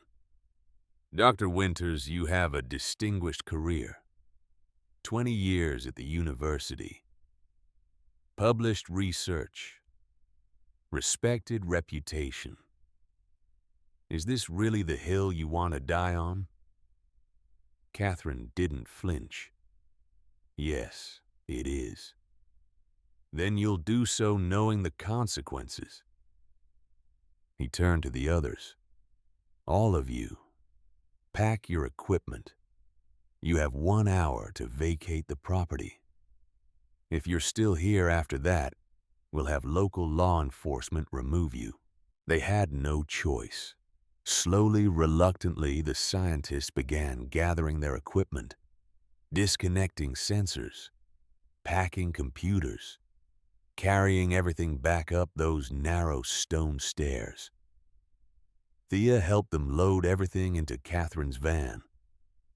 "I'm sorry," she said. I didn't think they'd move this fast. "They've been planning this," Catherine replied, "waiting for us to make a move so they could counter it. We played right into their hands. What happens now? Now we fight in court. Present what data we managed to collect. Hope it's enough." Catherine looked back at the mill. "But Thea, you need to be ready. This is going to get worse before it gets better." Victoria called an hour after the scientists left. "I heard what happened. Titans filing motion after motion, trying to bury us in paperwork, delay the federal review, paint us as obstructionist and unscientific. What do? We accelerate. File everything we have now. Force the hearing before they can build more momentum." Victoria's voice was grim. "But I'm not going to lie.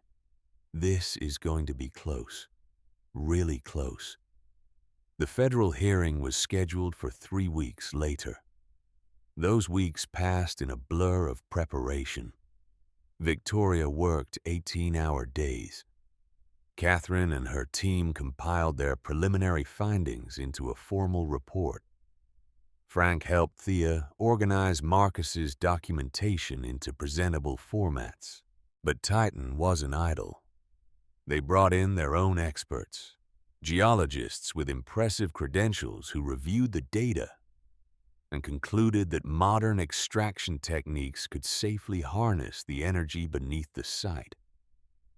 They published their findings, held press conferences, made their case to anyone who would listen. They also brought in the community, organized town halls where residents could voice their support for development, where unemployed workers could testify about their struggles, where business owners could plead for anything that might bring customers back. Mayor Hutchinson became Titan's most vocal advocate, appeared on news programs, wrote op-eds, framed the issue as a choice between elite environmental concerns and working-class survival. The narrative shifted, slowly but steadily. What had started as a story about corporate malfeasance became a debate about priorities. Progress versus preservation. Jobs versus rocks. Real people versus abstract principles. Thea felt the ground shifting beneath her. The hearing was held in Seattle. Federal building. Conference room designed for exactly this kind of proceeding. Long tables, microphones, a panel of 3 reviewers from the Department of Interior. Thea sat between Victoria and Catherine.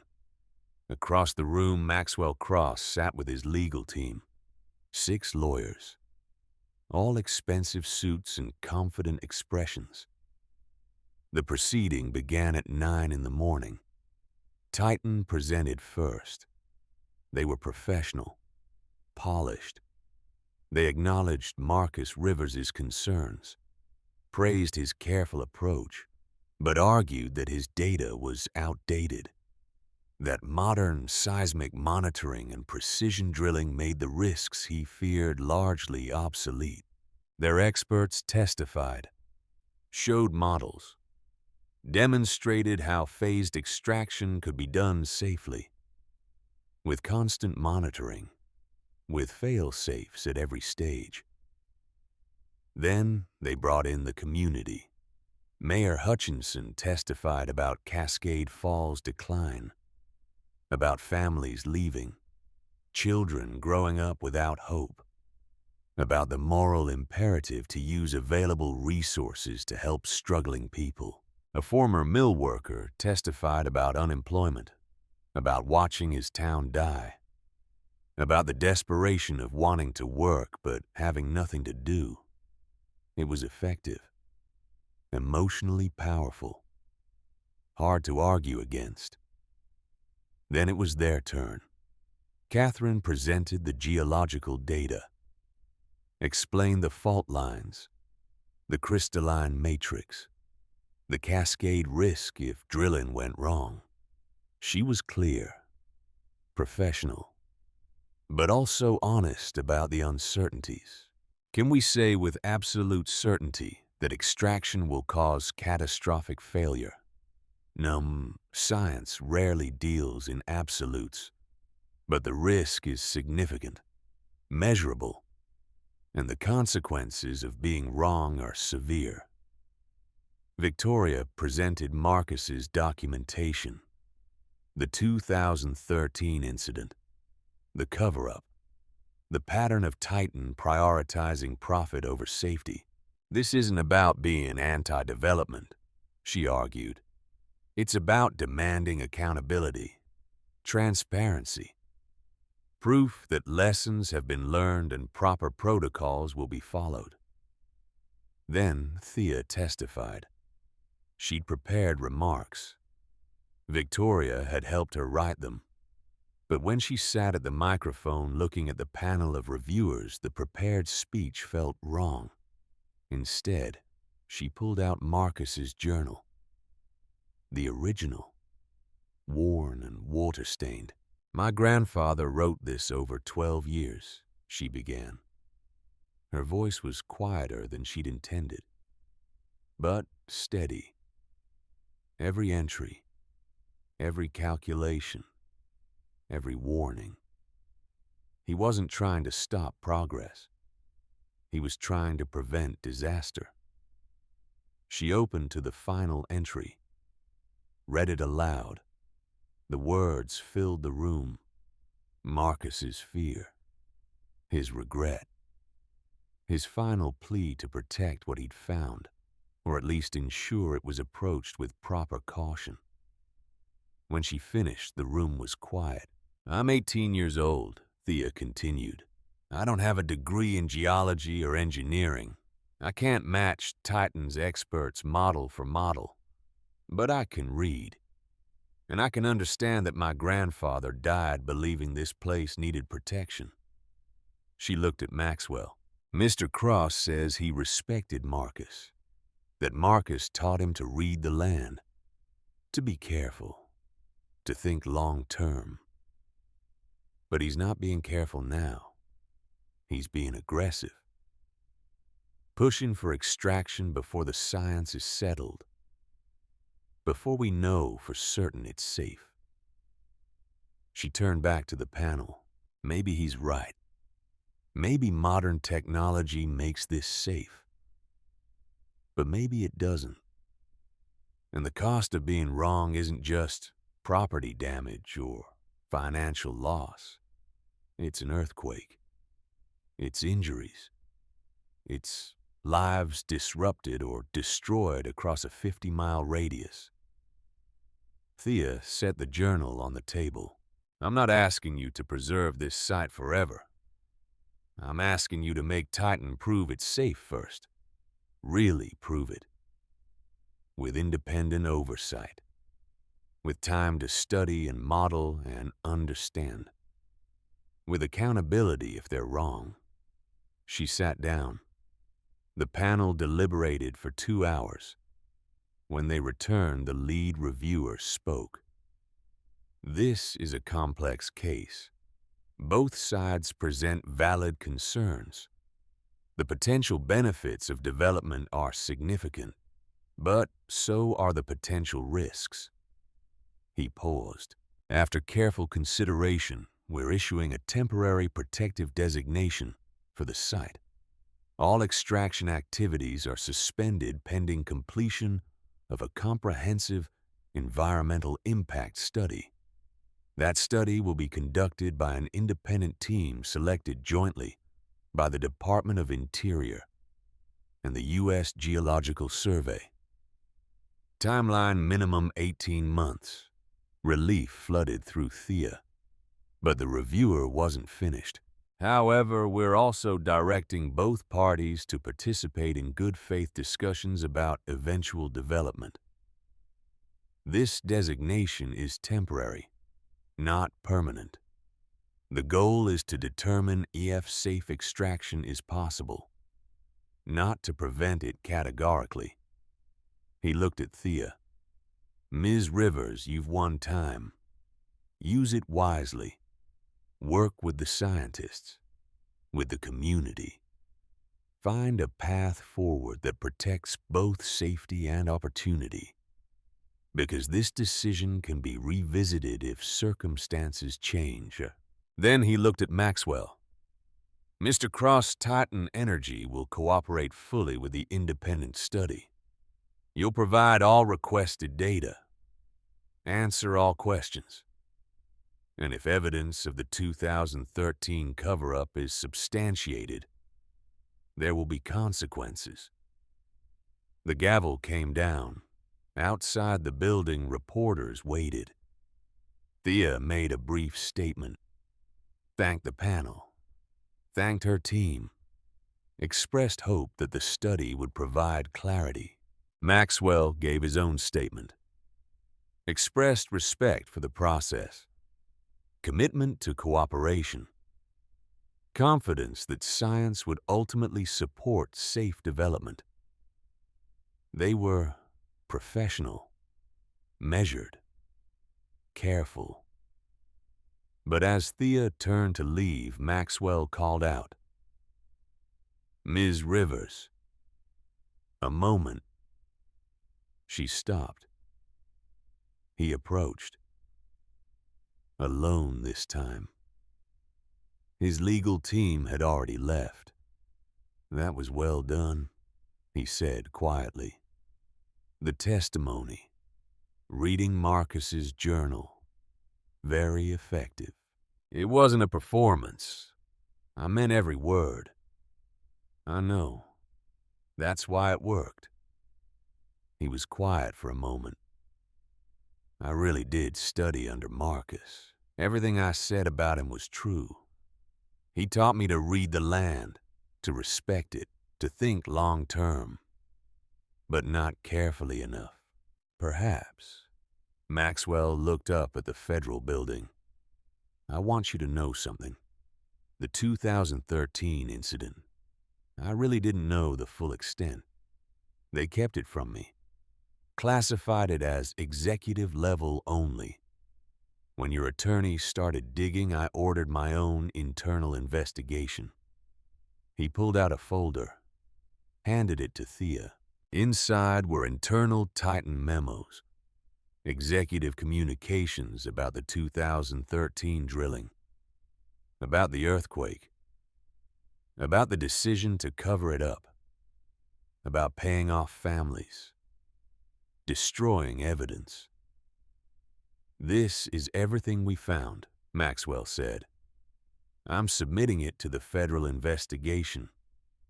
Anonymous leak to appear on the surface, but I wanted you to know it came from me. Thea stared at the documents. Why? Because Marcus deserved better. Because those workers deserve better. And because if we're going to move forward with this, it has to be done right. Transparently. With full acknowledgement of past mistakes. He met her eyes.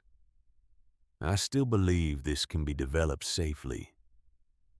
I still think the community deserves the opportunity.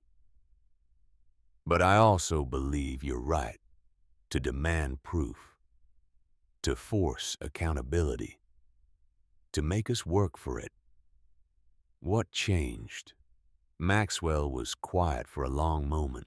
Watching you testify, seeing you hold up that journal, it reminded me why I got into this work in the first place. Not for profit, not for corporate success, but because I believed we could harness natural resources responsibly, in a way that helped people without destroying what made those resources valuable. He gestured at the folder. I forgot that somewhere along the way. Let the pressure to perform, to deliver results, to show quarterly growth override the principles Marcus taught me. Your fight reminded me what I'd lost. Thea didn't know what to say. We'll probably end up on opposite sides again, Maxwell continued. If the study shows extraction is safe, I'll push forward. That's my job. But I'll do it the right way this time. With transparency. With proper oversight. With respect for the risks. He extended his hand. After a moment, Thea shook it. I can live with that, she said. 6 months later. The mill looked different. Better. Not restored to what it had been, but transformed into what it was becoming. The exterior had been repaired. New roof, windows replaced, structural reinforcement. The dock had been rebuilt. Stronger. Safer. Inside, the old mill floor had been converted into a research station, computer equipment, geological monitoring stations, a small lab for analyzing samples, living quarters for visiting scientists, a meeting room with a long table where teams could collaborate. The hatch remained, but now it was properly secured, with a locked cover, official signage, controlled access. The cavern below had become one of the most studied geological sites in North America. Teams rotated through. Seismologists, crystallographers, geothermal specialists, all working under strict protocols, taking measurements, building models, slowly, carefully understanding what Marcus had found. Thea lived in a small apartment attached to the station, managed the schedule, coordinated with researchers, learned from them. She'd started taking online classes, geology, environmental science, the things she needed to understand to do this work properly. Frank Holloway had become the station's unofficial advisor. He came by most days, helped with maintenance, offered perspective, shared stories about Marcus, about the mill as it used to be. Catherine visited monthly, brought new students, turned the site into a teaching opportunity, a place where the next generation of scientists could learn about responsible resource management. On a cool autumn morning, Thea stood on the rebuilt dock and watched the river flow past. It still moved slowly, still carried debris, but it seemed less defeated now, like it had found a purpose beyond just existing. Frank joined her. Thinking, he asked. Always. They stood in comfortable silence. You know, Frank said eventually, Marcus would be proud of what you've done here. Not just winning the fight, but what you built after. I didn't build it alone. No, but you started it. Chose to protect it rather than profit from it. That takes courage. He paused, especially when people are angry at you for that choice. The town was still struggling, still divided. Some residents had come around, appreciated the research station, the scientists who stayed at the local motel, the small economic boost it provided.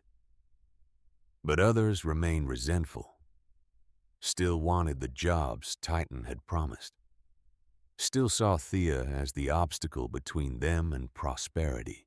Do you think I made the right choice? Thea asked. Frank considered the question carefully. I think you made the honest choice, the careful choice. Whether it's right, we won't know for years, maybe decades. When the study is complete, when we know for certain whether safe extraction is possible.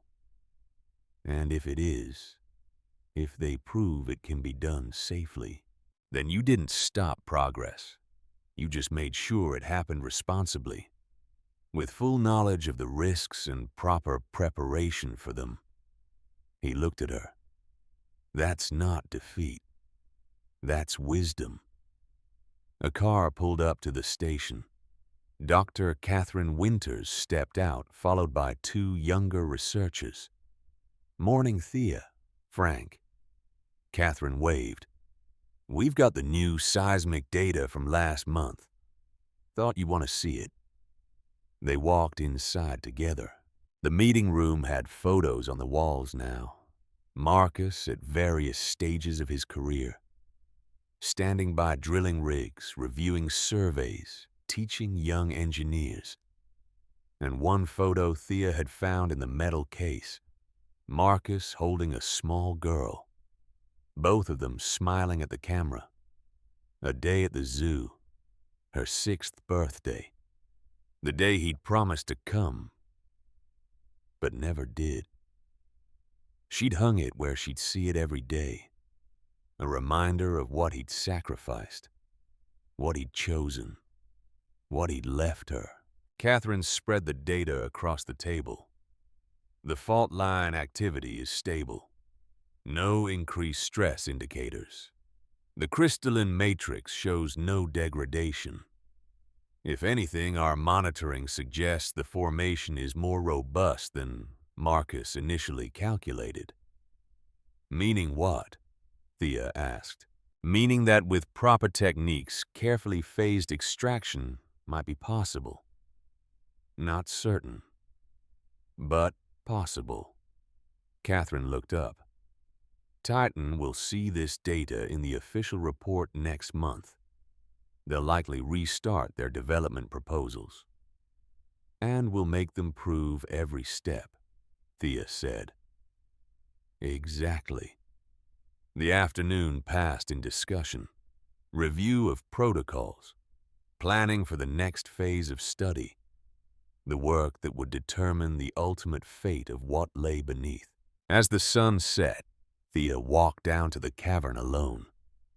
She descended the stone stairs, stood in that impossible forest of crystal, watched the light from her flashlight fracture into constellations across the stone. The earth still hummed beneath her feet. That same rhythmic pulse. Tick, tick, crack. Patient. Waiting. "I don't know if I'm doing this right," she said aloud. To Marcus, to herself, to the stones that had witnessed everything. "The study might prove you were wrong. That extraction is safe. That all your caution was unnecessary." She touched one of the massive crystal columns. "But even if that's true, I think you were right about something else. That some things deserve protection until we understand them fully. That rushing into extraction just because we can is different from doing it because we should." The crystals caught her light and threw it back. "So I'll keep protecting this place. Keep demanding proof. Keep making them work for it. And if they eventually prove it safe, if development happens responsibly with full knowledge and proper care." She paused. "Then that's not failure. That's what you wanted all along. Understanding before exploitation." She stood there a while longer, in the silence and the light and the ancient patience of stone. Then she climbed back up, back to the station, back to the work, because that was the thing about legacy. It wasn't about winning or losing, success or failure, preservation or development. It was about having the courage to protect what mattered while staying open to what was possible, about doing the hard work of understanding before acting, about choosing carefully even when others demanded speed, and about passing that wisdom forward to the next person, the next generation, the next fight. Some things aren't meant to be owned, Marcus had written. Some things are meant to be understood. Thea Rivers understood that now, and she would spend as long as it took making sure everyone else did too. Not because she was certain she was right, but because uncertainty demanded nothing less than her absolute commitment to getting it right. That was the inheritance that mattered, not the land, not the crystals, not even the potential wealth buried beneath, but the responsibility to protect what was rare and fragile and irreplaceable until the world was wise enough to approach it with proper reverence. That night, Thea sat at her desk and opened a new journal. The first page blank and waiting. She picked up a pen and wrote, Day 1, Research Station Operations. The work continues. And then, smaller at the bottom of the page, Thank you, Marcus, for trusting me with this. I'll make it count. Outside, the forest stood dark and patient. The river moved slow and steady, and deep beneath the crystals hummed their ancient song, waiting for whatever came next.